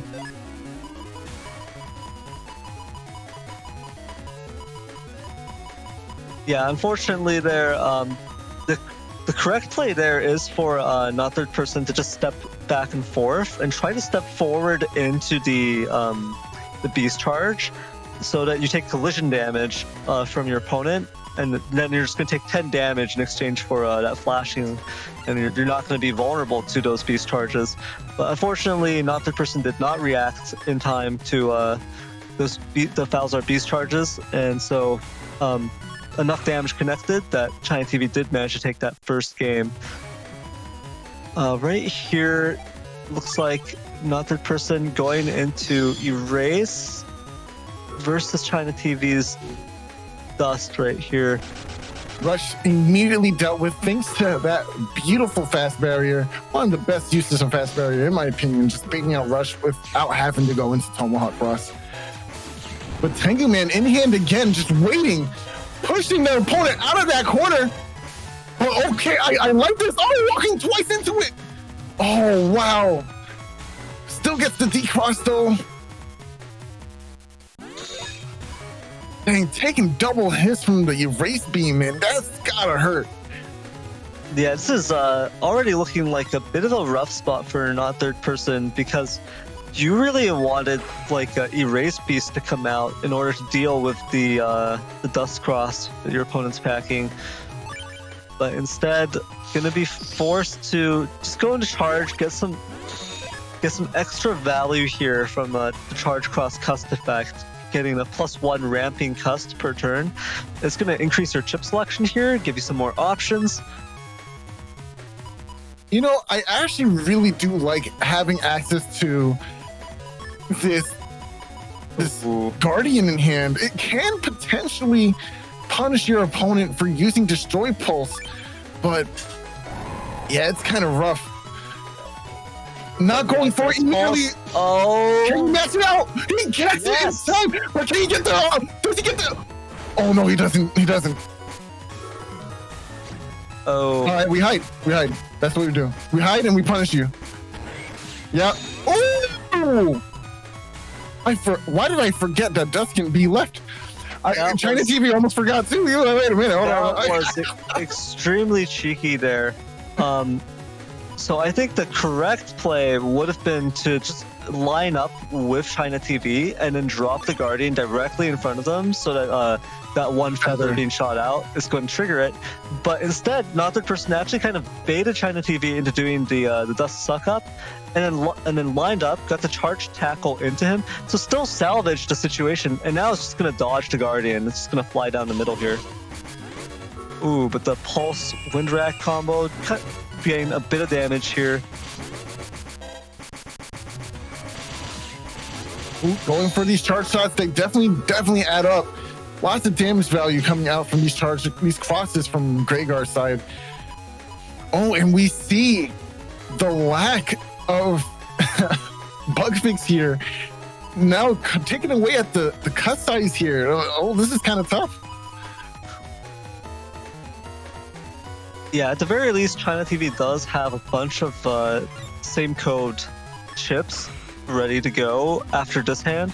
I think only two were locked in here. I think it was Grab Revenge and Sanctuary. I could be wrong on that.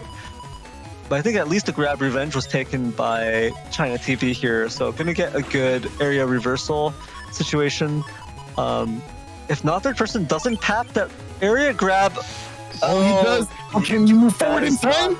Good. That's it. Goes for the life order. Won't get pushed back. We'll be able to keep this panel as well. Sanctuary still up too. So this is going to be, oh no, and Rush being baited here too. So not having to worry about that. But what's more important is we have access to this slow gauge here. Oh, but Sanctuary saving ChinaTV's life. That's going to be not nearly as much damage as he could have taken. Oh, and that Invisible 2 really took a lot of time out of that slow gauge turn. Not much you can do here now. Ending the turn in front of the opponent, finds access to the bug fix. But I think going to the cross is a mistake right now. I know your opponent does have access to yeah, I don't know. I don't like this. You want to use that be left with the HUD batch, right? You want to defend yourself as best as you possibly can in this situation. So all right, there it is. The problem there was just whether or not you could get the back B before your opponent gets the charge shot out. ChinaTV did not feel comfortable with that risk of just losing Tengu and also still having to contend with Life Aura. Oh, this is on the damage of, oh, goes for the X finisher. Woo, I like that. Just gonna have to dance your way through the Gregar Vulcan right here. If that GDS did hit, that would have just been GG right there.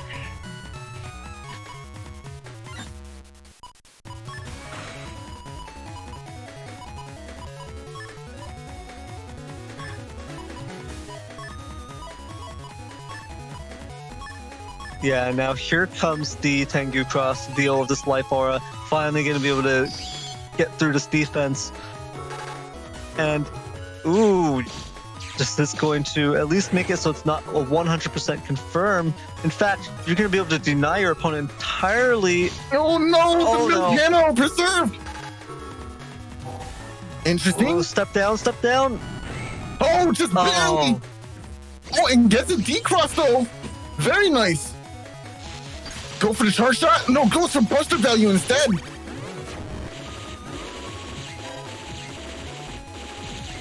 Yeah, step in the back row so that you can't get punished by a cheeky charge shot. Do as much damage with the buster gun as you possibly can. This is definitely not a time to run away.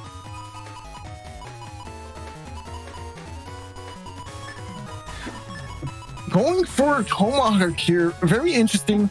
I don't think there's any CC effects that you can worry about, and you don't have that center panel from your opponent. Yeah, I do kind of like going for HonorCross a bit more here.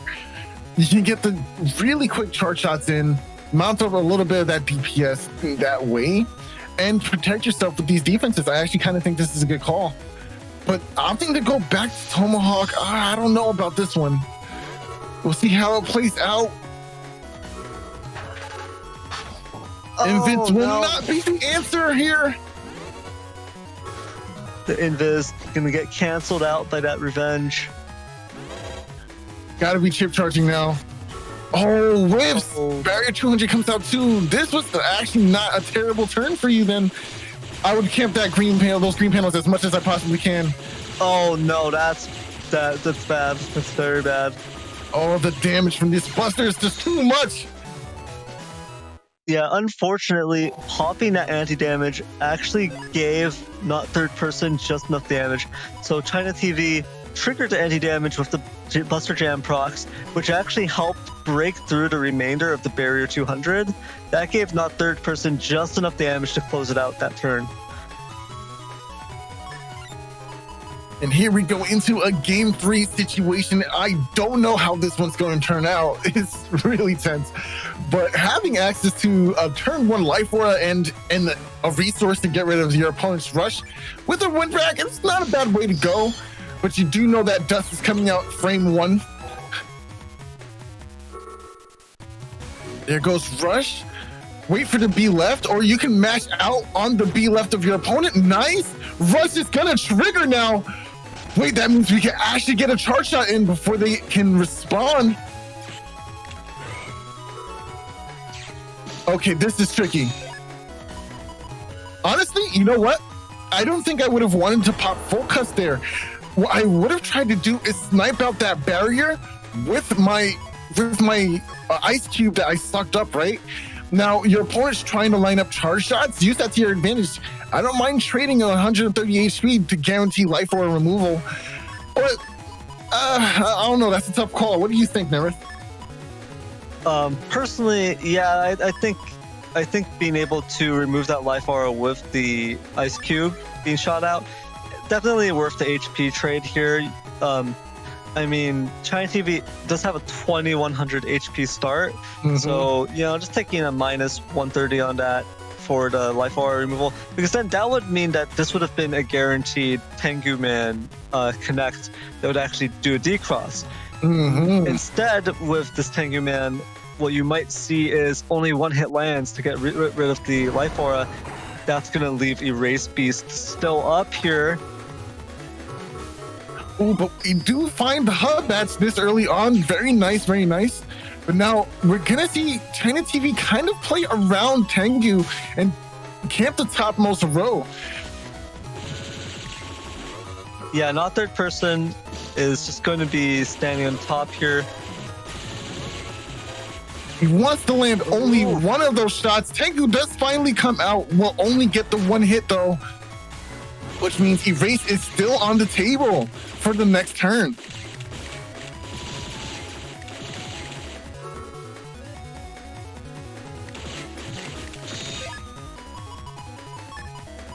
Yeah, not third person, playing very well with that Erase Beast, just deciding not to step into that Tengu Man range, only allowing one hit to connect. Did step down into the bottom, which would have resulted in 2 hits and a decross, but just for a split second.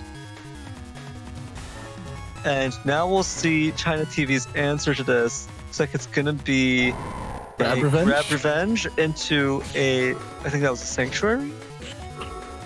Oh, good punish. And now we also know that's not an anti-damage. That is, in fact, the anti-Navi that's in the folder. So it's going to be interesting to see how we play around this. Oh, I like this answer. Just going for the beast charge here. Gonna deal with that trap. Oh, unless your opponent dodges it.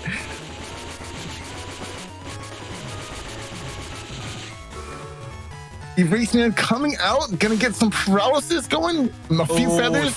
The cross. Wind rack. Excellent play from that third person here. Even went for the cheeky feathers just to get a little bit more damage tacked on at the very end of the turn there. Very nicely played. Very nicely played.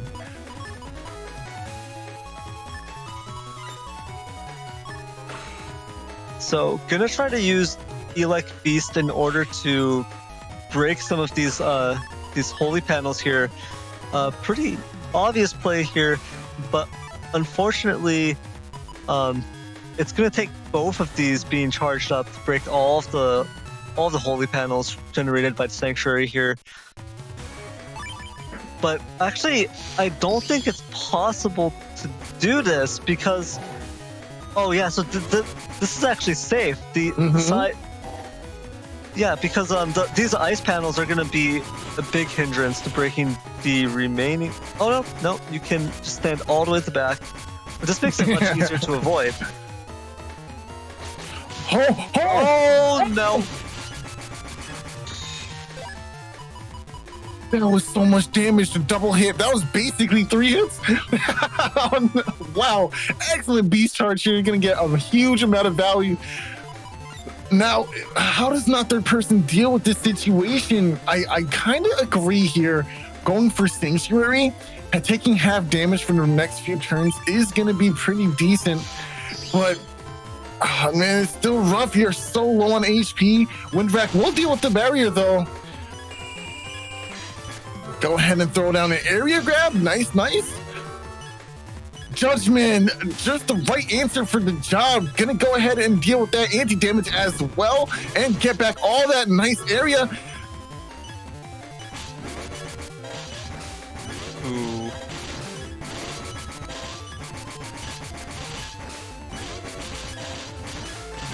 Oh, this is such a tough charge shot to land if your opponent is well prepared for it.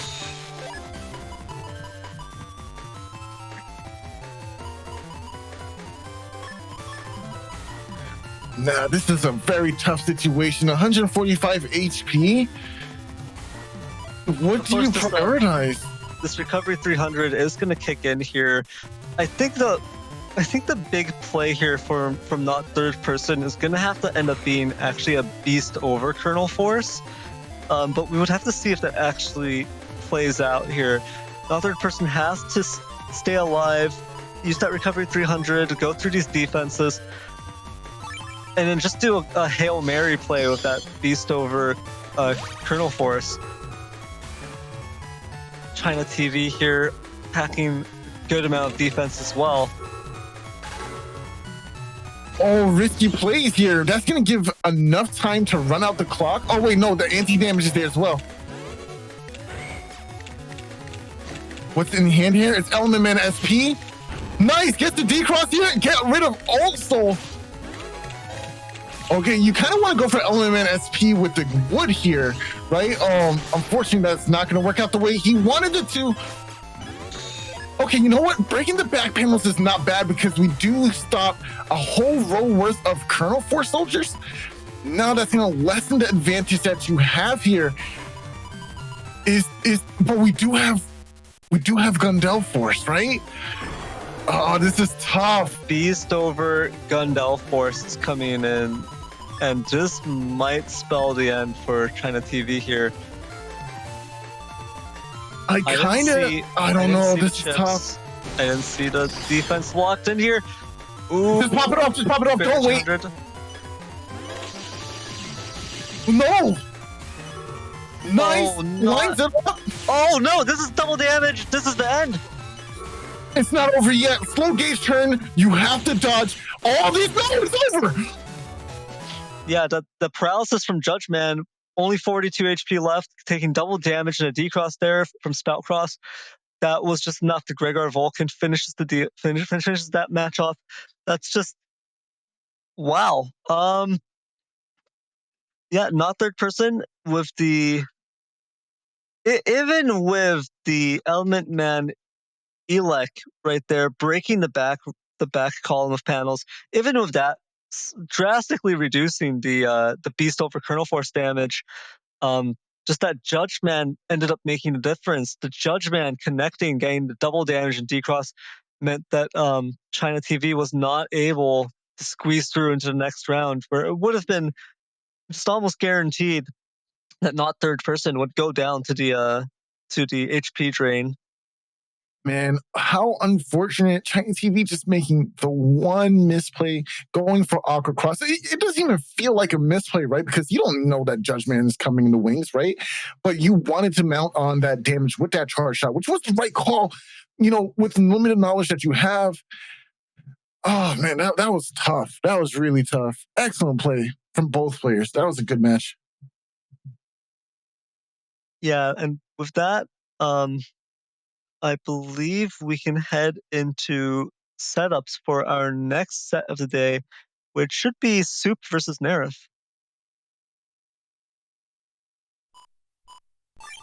Okay, we're in the setups. All right, Neryth, I see the code you're playing. I see the folder you're playing. I'm not gonna lie, I have regrets. Here. Do you? Yeah, if I had known that, so I heard, I think from HonorNite, that fully 1/3 of the participants are using Geddon this Blood Moon. If I had known Geddon was going to be so popular, I would not have brought it. That's too. You know what? Like what is more important to me? I have to ask that question. What's more important? Winning or being hipster? And I have to say, Geddon's just too popular. I'm gonna have to stop playing it. No more Geddon. Oh no! I am gonna go cold turkey. No more Geddon. Yeah, I'm for it. I mean, like, it's still a great folder. It's good, W code do be hitting. I think the big issue here is that so I injected that uninstall and machine gun 1 into this folder in order to deal with air shoes, but to be honest, I have really big mixed feelings on actually using that in W code. Mm-hmm. Because W code has so many great offensive options that you could lean into, that you don't necessarily need to take care of your opponent's air shoes in order to get your damage in. You still have these mega boomers, right? And if I had that extra space, maybe I could bring bamboo swords too, and that would you do throw that into the mix, and that would keep your opponent moving. But instead, I did take a little bit more utility here. Double Magnum, right? That takes care of some dust cross issues, but that's not going to be relevant here because this is Gregar versus Valzar. And Soup here is running a 1900 HP Bugged Buster setup. But look at the phrase though. Look, what was? What was Raggy? QQQ. Oh man, this is perfect. This such. What makes it even funnier is that all those. It's a meme, but the chips are good. Like, so is it really a meme? You tell me, bro.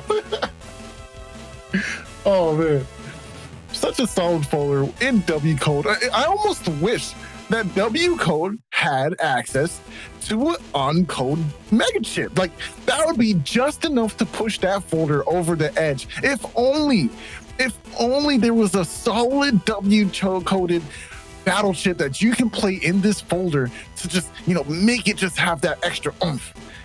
You know what I mean, right, Neryth? To be honest, W code doesn't need that extra oomph. Any more oomph, and that is too much oomph for any one code, right? Yeah, true. That's my opinion on the matter. W code has too much oomph as it is. But I think it's going to be interesting here, mainly because Soup does have Magnum's regged, and as you may have noticed, I tend to not run defense. Yep.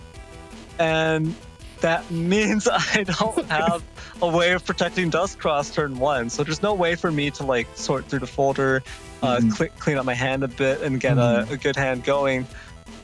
I'm just gonna have to play what comes to me here, because that regged Magnum is just too much of a threat for Dustcross, right?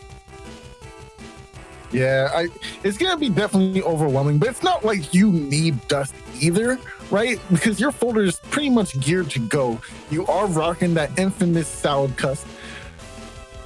Yeah, salad made it first, right? Salad, that infamous salad cust. So it's like you have everything you could possibly ask for. You got the cust max, you got the super armor, you got the rush, the beat, and you know, and I hate that bird. I don't like that bird, but here it is. Here he is in play, unfortunately. Yeah, I mean, it's going to be an interesting matchup, I think. I do feel like there's a lot of HP to burn through. 1900 HP does mean that even with no shoes, Soup is going to be relatively safe against like a single turn get in play. So it's going to take more than that to bring Soup down here.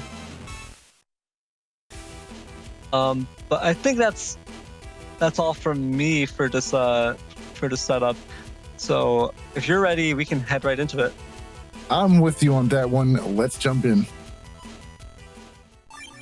We're in? Okay, looking at the perspective of Soup here, and I gotta say, this is one of Gregar's biggest problems, is starting off with hands that are a little bit awkward, right? We do have excellent hand like usage with the area grab. We have the slow gauge, an invis, anti-navi. We can have a really nice solid slash cross turn 1, but there's nothing to say that your opponent doesn't have an area grab, right? So that kind of gets dudded. Okay, but we have 2 recovered 300s in hand, right? But we are just starting out the match, so I don't really need these right now. And I can't really throw them to the back of my folder. So it really comes into like a little awkward of a situation on what to do. How do you play it out, right? And there it is, that bird that I don't like. Oh, disgusting. And the homie after that. That's gross. That was, and then Charlie. But hey, we got anger now, right? We have anger strats. Oh, it's just light for her. Okay. Oh, that scared me for a second. Yeah, okay, so now you're gonna have information that this is an anti-navi, so I'm not gonna have too hard of a time playing around that.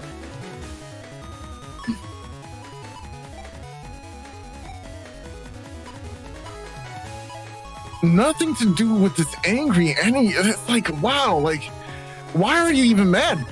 You can't do anything about it. You might as well just accept it. Don't be mad. At this point, I don't even know what to say about it. Don't be mad, bro. Oh man. Okay, I don't like going for slash because your opponent clearly has dust and you have no way of dealing with dust, right? So I kind of feel like you'd want to go for like heat cross or even something like no, you don't even need charge cross.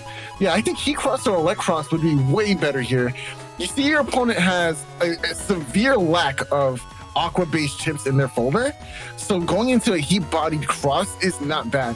The only thing you really want to watch out for is Element Man SP and Element Man Star, which I guess are pretty good options for aqua.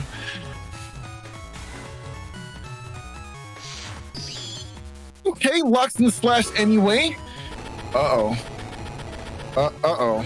Oh, he stepped back. All right, nice. Pull forward. Oh. Oh, that's right. Oh, that's damage. That's not an anti-damage. Okay, Magnum gets rid of your trap. Nice. Area grab comes down. Can't do nothing with it. Oh, oh. Hey, that worked out. All right, that was not bad. It's about even still. Yeah, that one panel, the panels breaking, not being synchronized, actually completely ruined my Gundel Soul play there. Because of the Dust Cross charge shots earlier, that center front panel actually came back just then, and that allowed Soup to step forward and avoid most of the second Gundel Soul 3. So a little bit of a self-sabotage there, and then Soup recognizing, oh wait a second, let me just get out this these sun rays hitting me in the face here. Man, how unfortunate for you. You got smacked out of your Gundel Soul, and it didn't even deter you really, right? Because you just went for another one, but it definitely still feels bad, and you know, it kind of sucked, but we move on.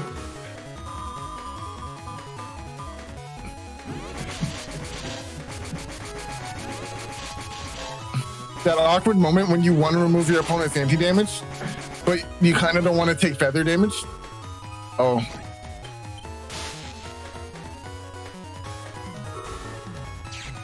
No TFC after the area grab. Oh, nice. Excellent. Rewarded. But the one-sided getting is going to be rough, but not when you have a Sanctuary. Excellent play here from Soup. Conserving resources and still getting value for whatever. That's a lot of damage he was taking. Oh, it's anti-recover. I was about to say. Okay, so now your opponent knows that you have anti-recover, right? You know, right? Soup. You know, right? Okay, all right, we're good. All right. You hovering over those recovers a little too much. That's starting to scare me a little bit.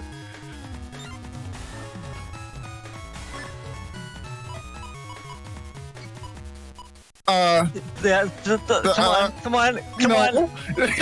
Never, please. Come on. No.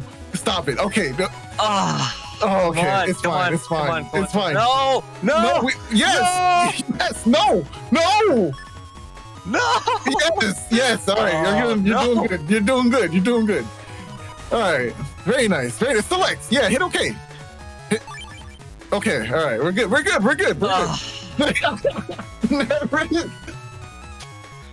No. Why on earth would you ever want him to use recovers? Isn't that bad for you, Neryth? I don't understand. Man. Oh my gosh. Oh, well, that was a hard. That was giving me like a stroke, literally. that was tough to feel and handle. Oh man. Soup, I would have been crying if you took those recover 300s. Oh, there goes the get in play. Nothing you can do about it either. Gonna have to just accept whatever comes out. Okay, Magnum won't deal any damage here, but is there a wind rack? No, a Magnum of their own, and say bye-bye to the anti-recover. What are you waiting for, Neryth? Wow. That's a lot of damage. Oh, at the very tail end there too, perfectly positioned. Holy Panel not gonna do too much for you now. Oh no. Yeah, that's feathers. What? Why'd you wait? Why did you? Oh, you didn't want him to move out of it. Okay, I get it. You know, I think my favorite part of watching you play Neryth is you not getting value out of your anti-recovery, right? It makes me feel good to see you play. To see you play that chip. Anti-recovery is probably the greatest chip of all time. Because it even generates a purple fruit gusher under your opponent. And not any other chip can really do that unless you run your other favorite battle chip, which is the poison seed, right? Yeah. That's my utter favorite. Yeah. So toxic, you know, just using poison to spread on your opponent's side of the field. It's just an interesting strategy that you would go for, Neryth. Yeah, I love being toxic. I love it. Oh, Oh, okay. Toxicity, it makes me stronger. Wow. Okay. Well, you heard it here first, folks. Meanwhile, going for a Magnum Dragon 1, gonna go ahead and try to trap Neryth. Ooh, and defense the front air. I hate that bird. I don't like that bird. Oh, no, you don't want to see that. Element Man gonna do some significant damage here. What do you go for? Maybe elect? Nice. We'll trap the opponent here to get some value out of this. Spout Man trying to punish that fire Navi I see.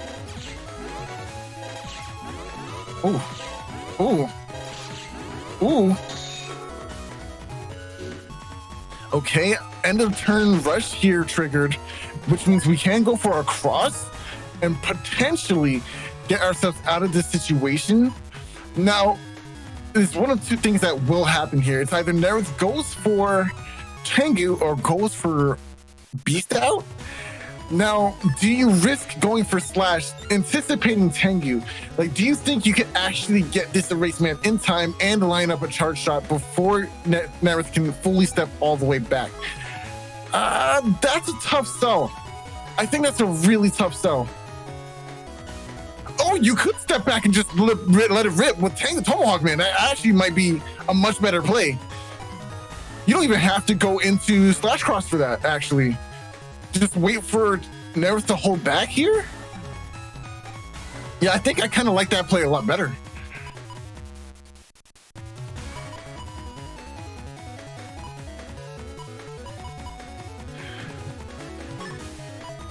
Yeah, I can see you thinking about it. I don't know. I don't think the Erase Man is real, right? You have to really be on point for this Erase Man to hit. Unless Neryth just drops a Meteor Knuckle. You wouldn't turn 2 Giga, right, Neryth? Oh.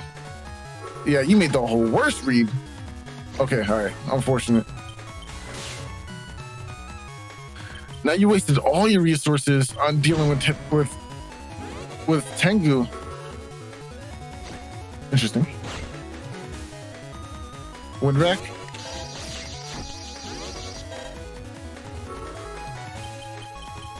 Nice. Gonna guarantee the lockdown here. Go for another Gundelso? No, doesn't have it.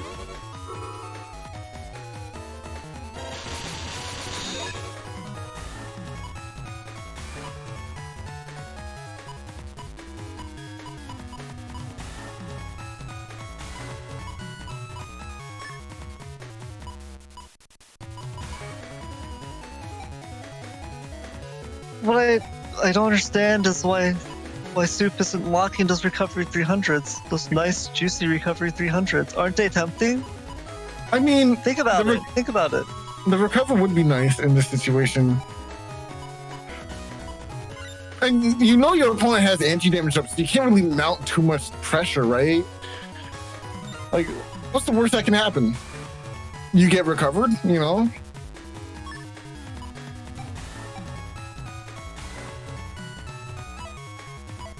I mean, I personally think Soup should just go for these recovery 300s, right? That's the correct play.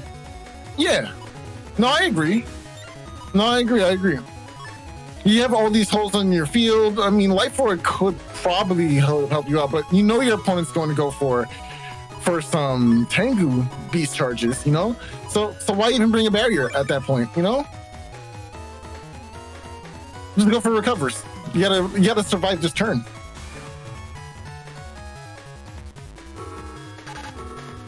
Ooh, good TFC. No Tengu on your side. Okay, maybe you're just waiting for beast turns to give up before going into one of your most powerful crosses. I love your defense right now, yo. Excellent movement. What is this in hand? Oh, it's Judge Man. Oh, nice. Locks it down. Now we definitely know that's not... Oh, good proc on that charge shot, too. Oh, and that P shot. What were you about to say, Soul? We know that's definitely not what? It's not anti-recover. Yeah. Yeah. It's not. All right. You will never get value. Oh, I had a mini heart attack. I thought we locked in the recover 300 for a second.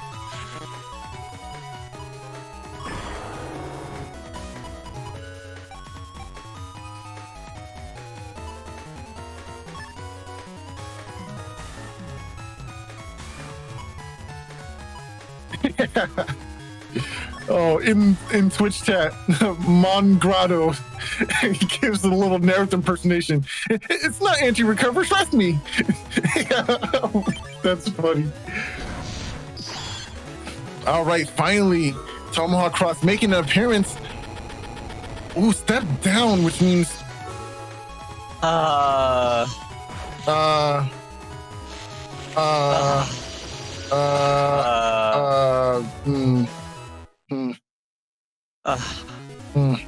Well, we'll play the soup there. Stepping down during that Geddon.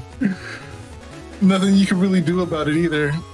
It's funny how the beast out works. Like, I'm already jumping forward. Why not give me the proper spacing? Why do I have to be directly in front of my opponent? Well, that's for balancing. It'd be pretty busted if the beast jump purposely avoided situations like that. That'd be really... Yeah, could you imagine if the beast AI was just like smart? That would be unacceptable. The beast would be just too strong, right? Instead, beast has to be just a little bit on the dimmer side, stepping into bad situations. Mm-hmm. Never can be too safe. Never can be too safe. All right, nice. Magnum will get a decross. No, I got a second one right here, buddy. You're gonna hold that. Double Magnum. Double Magnum, baby. And an area grab that doesn't even help. That's unfortunate. Oh, Judgment in hand. Oh, I forgot. Oh, I hate that bird. I hate that bird. Imagine getting your panels back. Can't be me. Ooh, good shot.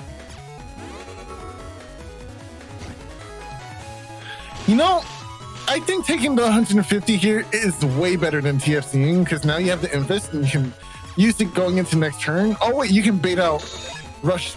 Oh. Or you cannot bait out rush. That's a yikes. How unfortunate.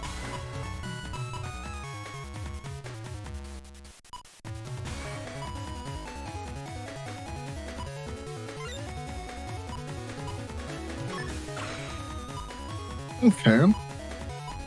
I really feel scared about favoring SoulXCross when you don't really have a lot of area.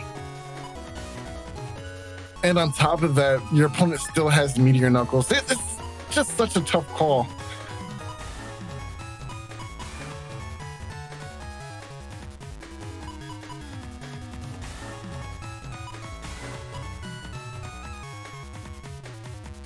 Okay. Yeah, I don't know. This is kind of a tough hand to work with. I do like having the anti-navi in hand, but there's no great way of dealing with that barrier. You're kind of hoping your opponent steps into range for Tomahawk, man.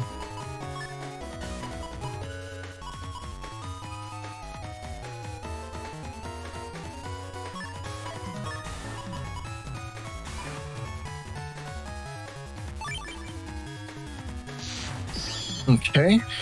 There is Tengu. All right. Tengu does come down. Oh, man. You hate to see it. Nice. Hold it. Don't use it. Hold it. Okay? Yes, keep holding it. Don't use it yet. Oh. Good patience, Neryth. Wow. Value. Very well played, Soup. Very well played. Nice. Erasing that follow-up too? Nice. but not going to get anything out of it. It will do paralysis in the back row, so you probably would just go for buster shots, right? Unfortunate, 3 blinks. Ah, man.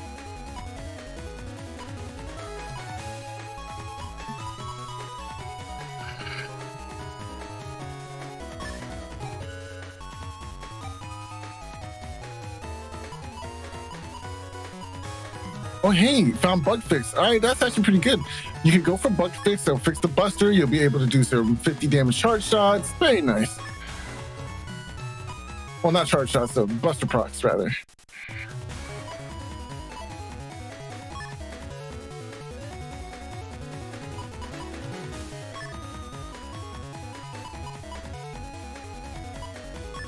I am a little scared, though. Neryth, do you have meteor knuckles in your hand? Do you remember? Spoil it. Spoil it first right now. Yeah, tell us yes. Yeah. Mm-hmm. You have knuckles right now, don't you? Okay, that wasn't knuckles. Yeah, it must mean you don't have knuckles then. Nice. Oh, and once again, revealing that he recovered 300. Oh, how unfortunate.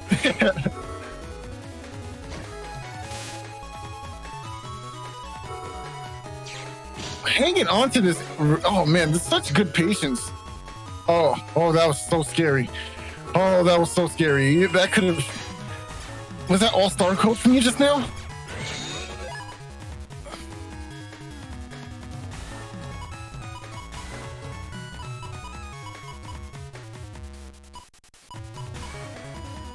Yeah, so what could my trap be? I don't know. I feel like it might be anti-damage, but we haven't had a solid buster procced yet, so we can't really check for it. You know, it could be anti-sword because you are playing anti-sword, right? To protect your Tengu. So yeah, you don't really know.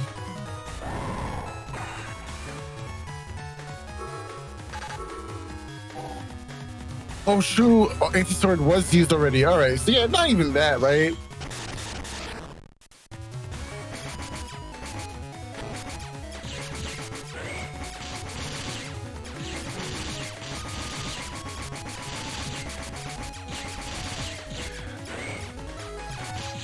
Oh man, this is too good. Oh, that meteor knuckle was that was scary. Nice. Oh, that's not nice. Okay, that's not bad.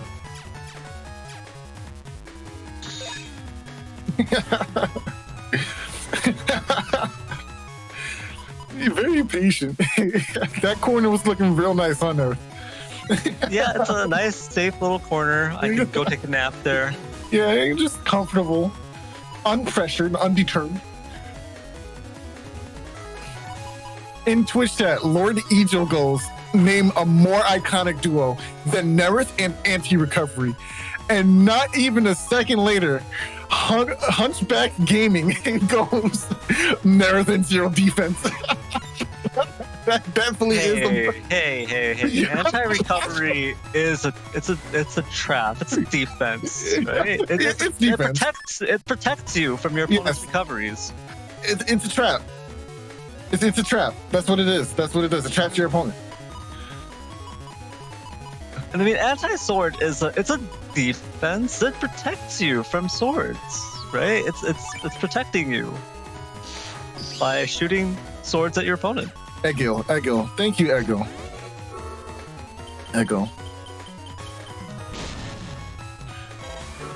Nice, my sanctuary. Sorry, I'm not sure. Oh, that was so close. How did you even dodge that just now?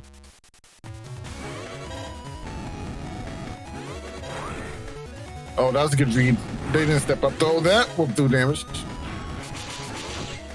I'm guessing those were the Gundel souls. I guess not all of them. Yeah, this is a real tough one for you, huh, Neryth? Yeah, I don't know what you're talking about. I don't know what you're talking about. This is perfectly fine. What a great situation to be in. You know what? You could just take these recovers and heal up. You know, your opponent does have access to wins. You're being a little too passive here. Yeah, exactly. N1GP in Twitch chat said, if Soup uses both recoveries in a row, it breaks even, so it's worth it. I agree. Yeah, so just do that instead, right? I agree. Oh, that's not what you want to see. That's not what you want to see. What do you have in your hand? You'll see. No, that makes me feel bad. Oh, are they? Yeah. Oh, okay, got rid of one. All right, nice. Oh, that's damage. Oh no, that scramble. Yeah. That gave me a heart attack. Yeah, that would have actually. That would. Yeah. GG. You tried, bud. You tried. Man, if only he Soup used those recovered 300s, it would have given him so much more advantage. I wonder why he would never opt to use those. How interesting. This is why I shouldn't play right after getting up. first thing. This is why I should probably go get some tea or something, have a muffin. And then and then I should play the sets. But yeah, I unfortunately get in Soup while they're standing dead center, and it's unfortunate because that would have been, if I had managed to trap Soup on either the top or bottom, all of those charged Mega Boomers would have been able to break through the defenses, and then one of those hits would, even just one hit connecting, would mean that I think the Falzar Fetters could actually have cleaned that up without having to line up. So unfortunately, I was not able to make it happen. I had an itchy Geddon finger, just pressed Geddon and lost. So that was that. I mean, it's all well and good. Look, at least you get the run back in the next round, right? Coming up right after this is Neryth versus HonorNite. All right, let's get into setups. We are in. Hey, Neryth. Yes? Do you know what I see? What do you see? I see 2 recovered 300s, baby. It's true. There's the potential. There's potential for it to happen here. I'm looking forward to it. But you know what I see? What do you see? I see 1450 HP. Oh. And I see that there are no air shoes. Oh wait. Oh no, this is bad. This is good. Bad. This is good. No. This is great. With that, we can move right into the match. Wow. No. Okay then. Wait, that's it? Really? Hello? Hello? Okay then.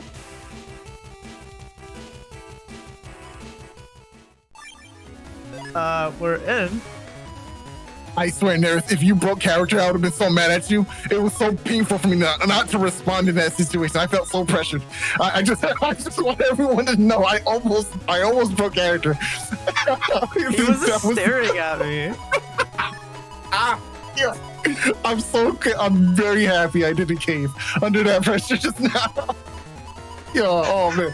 Oh yeah. HonorNite in Twitch chat. I'm playing versus the winner of the N1GP anniversary stream, Symes. That's correct. So true.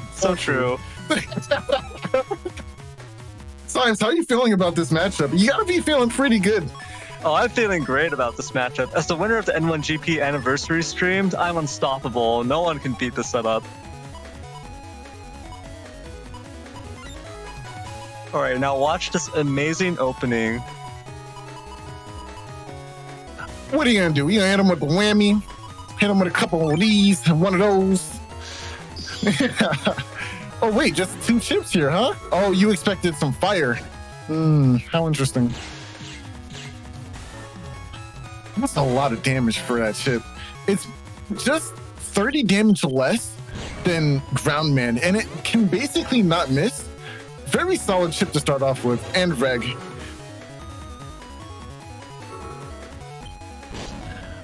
Ooh, not opting to trap or line nuke. That's interesting. Use of... Oh, you know what? Okay, I understand. Maybe HonorNite didn't want to get rid of those grass panels right away. But now this gives you Summon Black, and that's online. But also, HonorNite can't move up either. How interesting.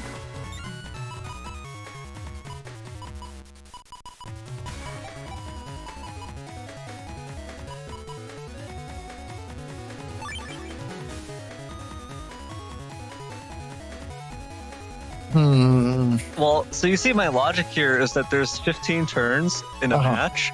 So if you only pick 2 chips per turn, that's perfect. True.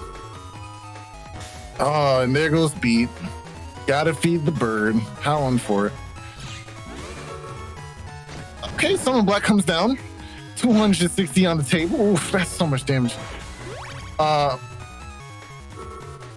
Okay, yeah, you missed the first. You missed the first erase tail arrow, but you won't miss the second one, right?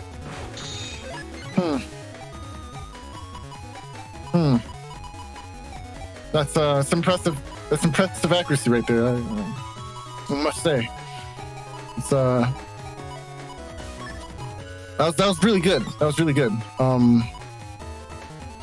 Well played, Neryth. You well played. Everyone gets a well played. Yeah, Yeah.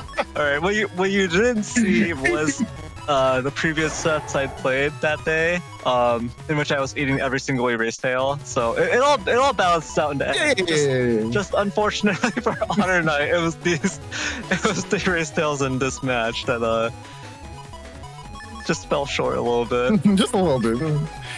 We do see uninstall in hand now, which is going to be pretty painful. It doesn't remove anything like shoes or undershirt, but it will remove that super armor, which is going to be pivotal after these beast turns. Oh, dropping the base this early. Nice. That's 480 damage uncontested. There's no recovers in Neryth's folder either, and since there is no defenses, HonorNite knew that he could just drop that down and not be too worried. Ooh, the mix! I thought, you know what? I thought he was beast charging too. I'm not gonna lie to you, Neryth. And you just stood there. Look, I don't need that HP. That HP it's unnecessary. It's superfluous. Oh, HonorNite. I hope you have the recovers. I never thought I would say that, but I really do. I really hope you have the recovers. No. HonorNite in Twitch chat. He's not taking 2 chips per turn this turn. Oh no. That's a lot of damage. Okay, no, Judgment Man can't help you. Throw out the recovers. Oh, no, that can't help you either. What do you got? What else you got? Okay, nice damage. Good damage.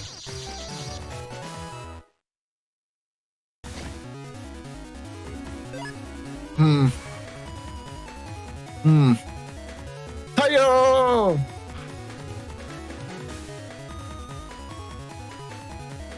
I'm sorry, HonorNite. I'm very sorry. Are you played this folder?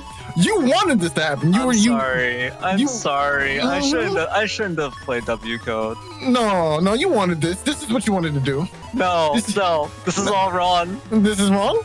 This is all wrong. It's toxic. That look. Look.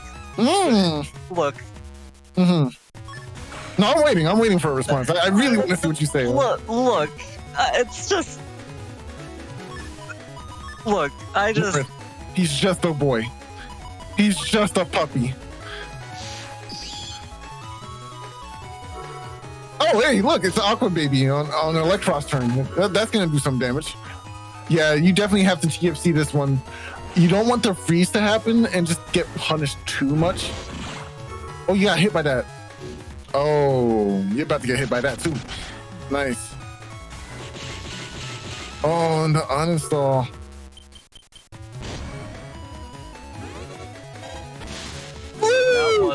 That was nice.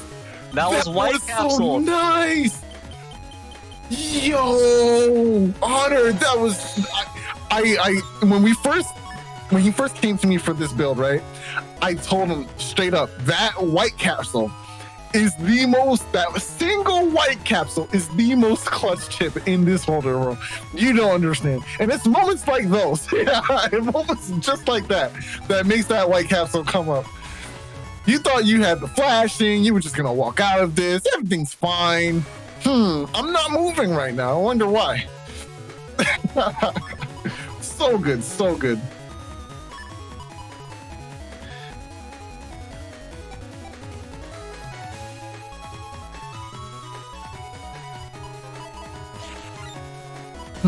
Okay. So this is a really tough folder. Like the trick to W code is you have to think just how caveman do you want to be on any given turn. Oh, Unga Bunga.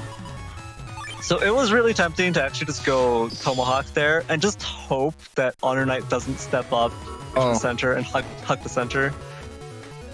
But I realized maybe I could just force the situation with Tengu here, and then I failed.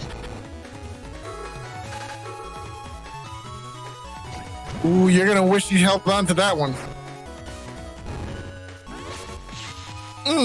That's damage. I'll take the trade. Nice, nice.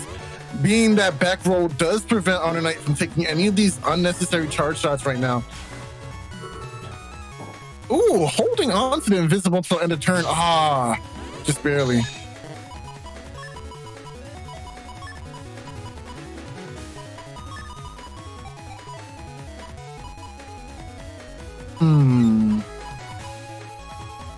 Sanctuary here is, you only give one to your opponent, so I guess why not?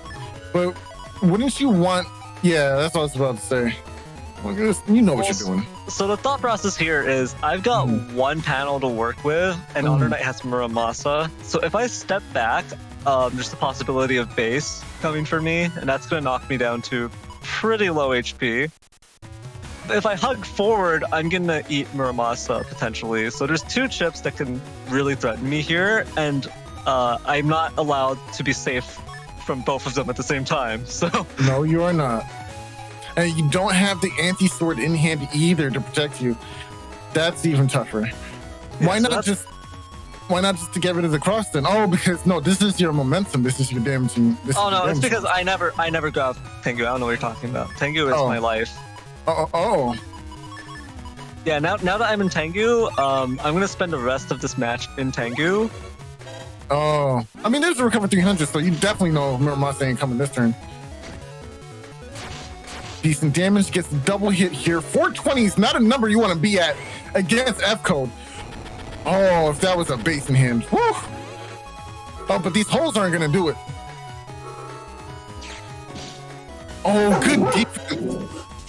Dog. Oh my god. Dog. Oh, good counter hit. Oh no! Oh my gosh.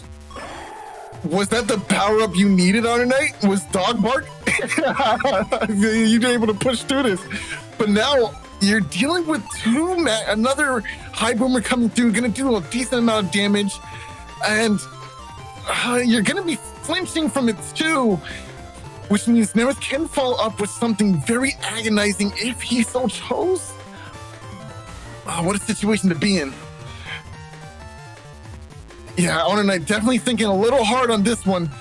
I don't even think you have the time to move forward and then down after a cross. Maybe you do. It does refresh your movement. No, absolutely not. This high boomer is hitting no matter what. So the question is just, what's your game plan after you receive the flinching from this, right? The fact that the uninstall landed earlier in the match is actually a huge hindrance to HonorNite in this situation. Because otherwise, HonorNite would be able to just have a smooth movement, probably still take this hit, but at least not be left flinching. Would be able to have a reaction to this. Oh, okay. Life Orb is up now, and unfortunately, oh no, actually, Muramasa hasn't been seen yet, so yeah, we definitely have that on as well. Erasement in hand. Nice. Good confirm into erase. It's about even now, but HonorNite needs a wait. Oh, that's not good for HonorNite either. Nice. Nicely done. Wow. That was a tough game. Oh, man, that was tough. Yeah, and okay, so now that we're at this point, I will say this about F-Code and what I found. The folder is really solid. It's really good. But you have really bad matchups versus Geddon-based folders like Neryth's, right? But you also have a slightly bad matchup against Gregar because you don't really pack much to decross Gregar players outside of like Element Star on Elect or Charge or Heat. Yeah, you don't have a reliable way of decrossing Slash. You don't have a reliable way of decrossing Erase. I mean, no, we have 2 Windrax in a Tengu, actually, so that's not very true, right? But you also don't have a reliable way of decrossing... Wait, am I missing one? Elect, Heat, Charge.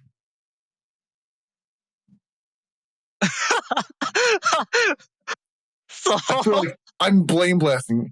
No, Slash. I said Slash already. So Why did I think there were 6 crosses? I'm hurt right now. So I thought you played Gregar. Bro, listen. Hold on. I'm brain blasting right now. I'm brain blasting hard, bro.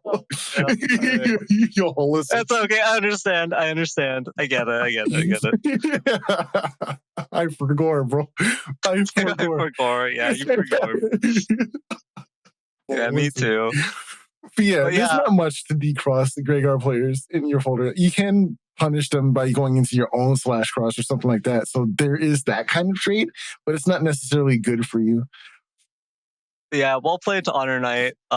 Even though that was a 2-0, I did feel the heat there. There was really tight defensive play from HonorNite. And there were some really, really nasty turns where he managed to interrupt my offense and actually just drag the game out, make sure that I couldn't actually do enough damage to close things out. So honestly, very well played from HonorNite still, regardless of the outcome. Just the gameplay was still top notch from him. Yeah. Outside of the erase tails, the erase tails. We don't talk about the erase tails here. Man. If those had hit, that would have been a very different game. How unfortunate. Yeah. But hey, it was a good game nonetheless. Yeah, and unfortunately, that is our final set for today. We are going to hand things back here to Salad, and we'll see if there's anything else going on.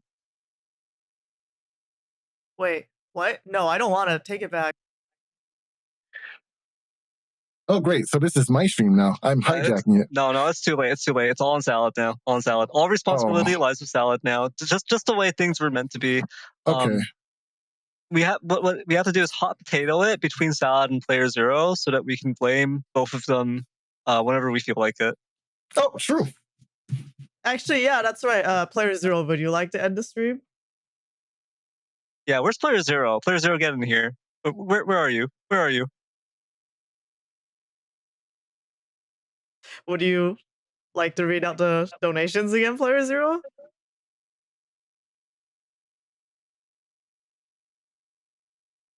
No PZ. Only us. Okay, I take that as a yes. No PC, it's just us. Alright, so let us actually go into that screen though.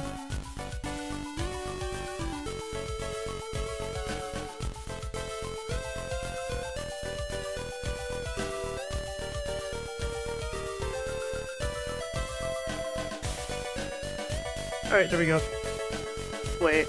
Oh my god. Okay. Wait. Hold on, I missed this donation from last week. Who read this out last time? This Soup's little song here. Oh, I can do that. Alright, do it. I can't see. Okay, now I can see. I want to be the very best. Slash cross ever was. Surviving Knuckles. Is my real test. Blocking ground is my cause. Alright. And then right afterwards, today he just goes corn chowder. Corn chowder. Corn chowder. What a difference. I love it. I love it. Thumbs up. The duality of soup. I love it. Yeah, I believe that was a $3 donation from Soup, and thank you from our mysterious R for Sus Moon Wen. And that really generated that discussion about the crewmate format being official, so stay tuned. Maybe that will become a reality. The problem is I don't think we're gonna see another alternate format again. Everyone's just gonna vote for it every single time.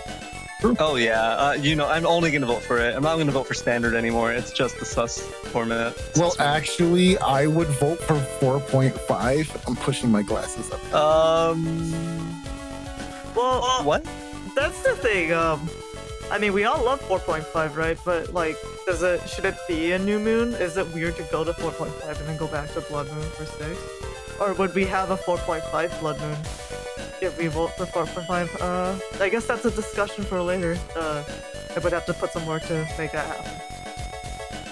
Okay, so also a donation from Ubu. Can't wait to get back to shooting tank cannon threes and throwing dark followers. Thanks for all the work, M1. Yes, we all miss Ubu and we all love Ubu. He is an absolute legend. Awesome art every single time too. Really giving more personality to our streams. Thank you for the free labor. I mean, thank you so much for being here and the support. Yeah, we appreciate you. Thank you so much for the... Yes, and the $3 donation. Entitaz, I think another $3 donation of help me. I think Entitaz tends to say help me every single time. Well, I don't know if they'll ever get the help they need though. And yes, thank you so much, Starlight. I think that is our second concurrent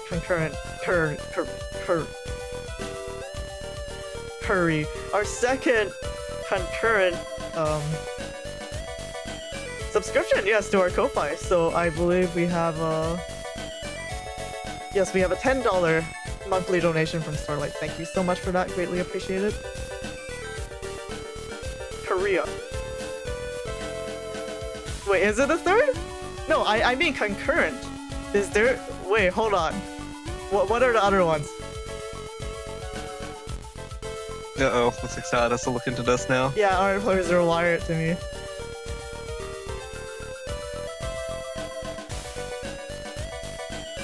No, seriously, let me know so I can call it out here.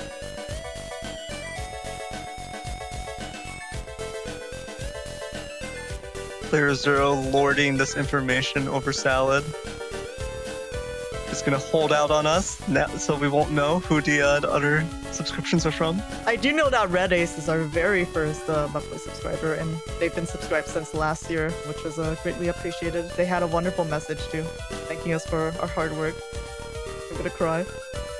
Me too. Oh, and Yumland Hero. Oh, I didn't realize that was a subscription. I'm so sorry, Yumland Hero. I failed you. Yeah, so that means we have currently we have 3 Curry subscriptions from Red Ace 100, Yumland Hero, and Starlight today. That is super awesome, actually. Yay! And as you can see, we actually have a 19.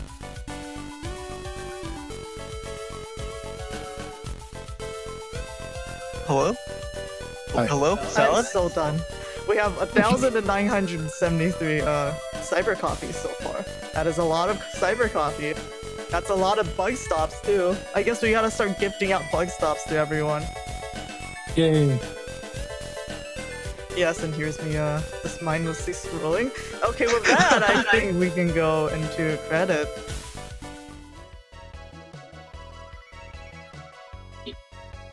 Yes, we did have 22 participants today, or in this tournament so far. And remember, you signed up, so you can't escape now. Make sure to play out all of your matches. Thank you for the participants making sure that there's only 22 of you, so that it's like a nice even number, and then both of these columns they line up nicely. There's no irregularity. There's no. It's not lopsided. Thank you to the participants for setting this up. Oh yeah. And also I want to give a shout out to, I believe, Alpha and Makuto for playing out 20 out of their, I think it's 21 matches, right? If there's 22 participants. That's a lot of matches. The question is, who's the last one left for them? Who's left? Oh wait. Oh! Wait, is that? Wait, it has to be you. Because I played Makuto. Oh wait, no. No, wait, no. So you're one of them, and I think I'm the other one for Alpha. Oh no. Oh no, I'm also... Wait, I thought I played Alpha. Wait, no, yeah, I'm saying you played Alpha, but you didn't play Makuto. I played Makuto. Oh yeah, so it's both. We're okay, Alpha says they have 2 more to go. Oh, maybe I did do the math wrong, or did Player Zero lie to me? What in 4K? Shaking my head. Yeah, Makuto was paying me every single day, multiple times. Wow, how irresponsible of you, Salad. How irresponsible of you. I have to go to church now, bye. Should I just end I this guess here? Yes. I guess that's it. Yes, thank you so much, everyone, for joining. Thank you so much for watching. Thank you for the donations, and thank you to our lovely scorekeepers putting in all those scores. What are we waiting for?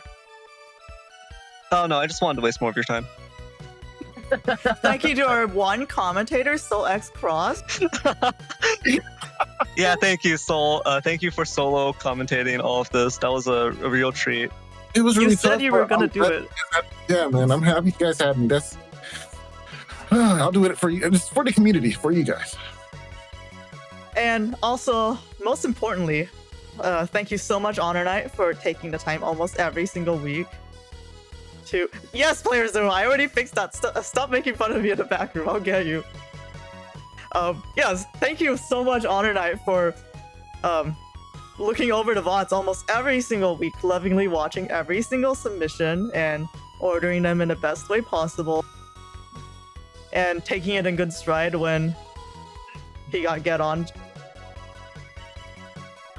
I'm sorry. I'm actually sorry. I actually feel very, very guilty about that. I'm sorry, HonorNite. That was that's also another factor that makes me actually regret bringing the Get and Choose folder. I hear the smile on your face. Nah, I don't want to hear that. I hear the smile. Hold on, so you apologize to HonorNite, but you'll do it to me in my, like, next to me, right to my face, and you're just you're just laughing. Yeah. Okay. All right. What? Hey, what? What's the problem here? What's the problem here? There's no problem. There's no problem. All right. You know what? We need to step outside for a second.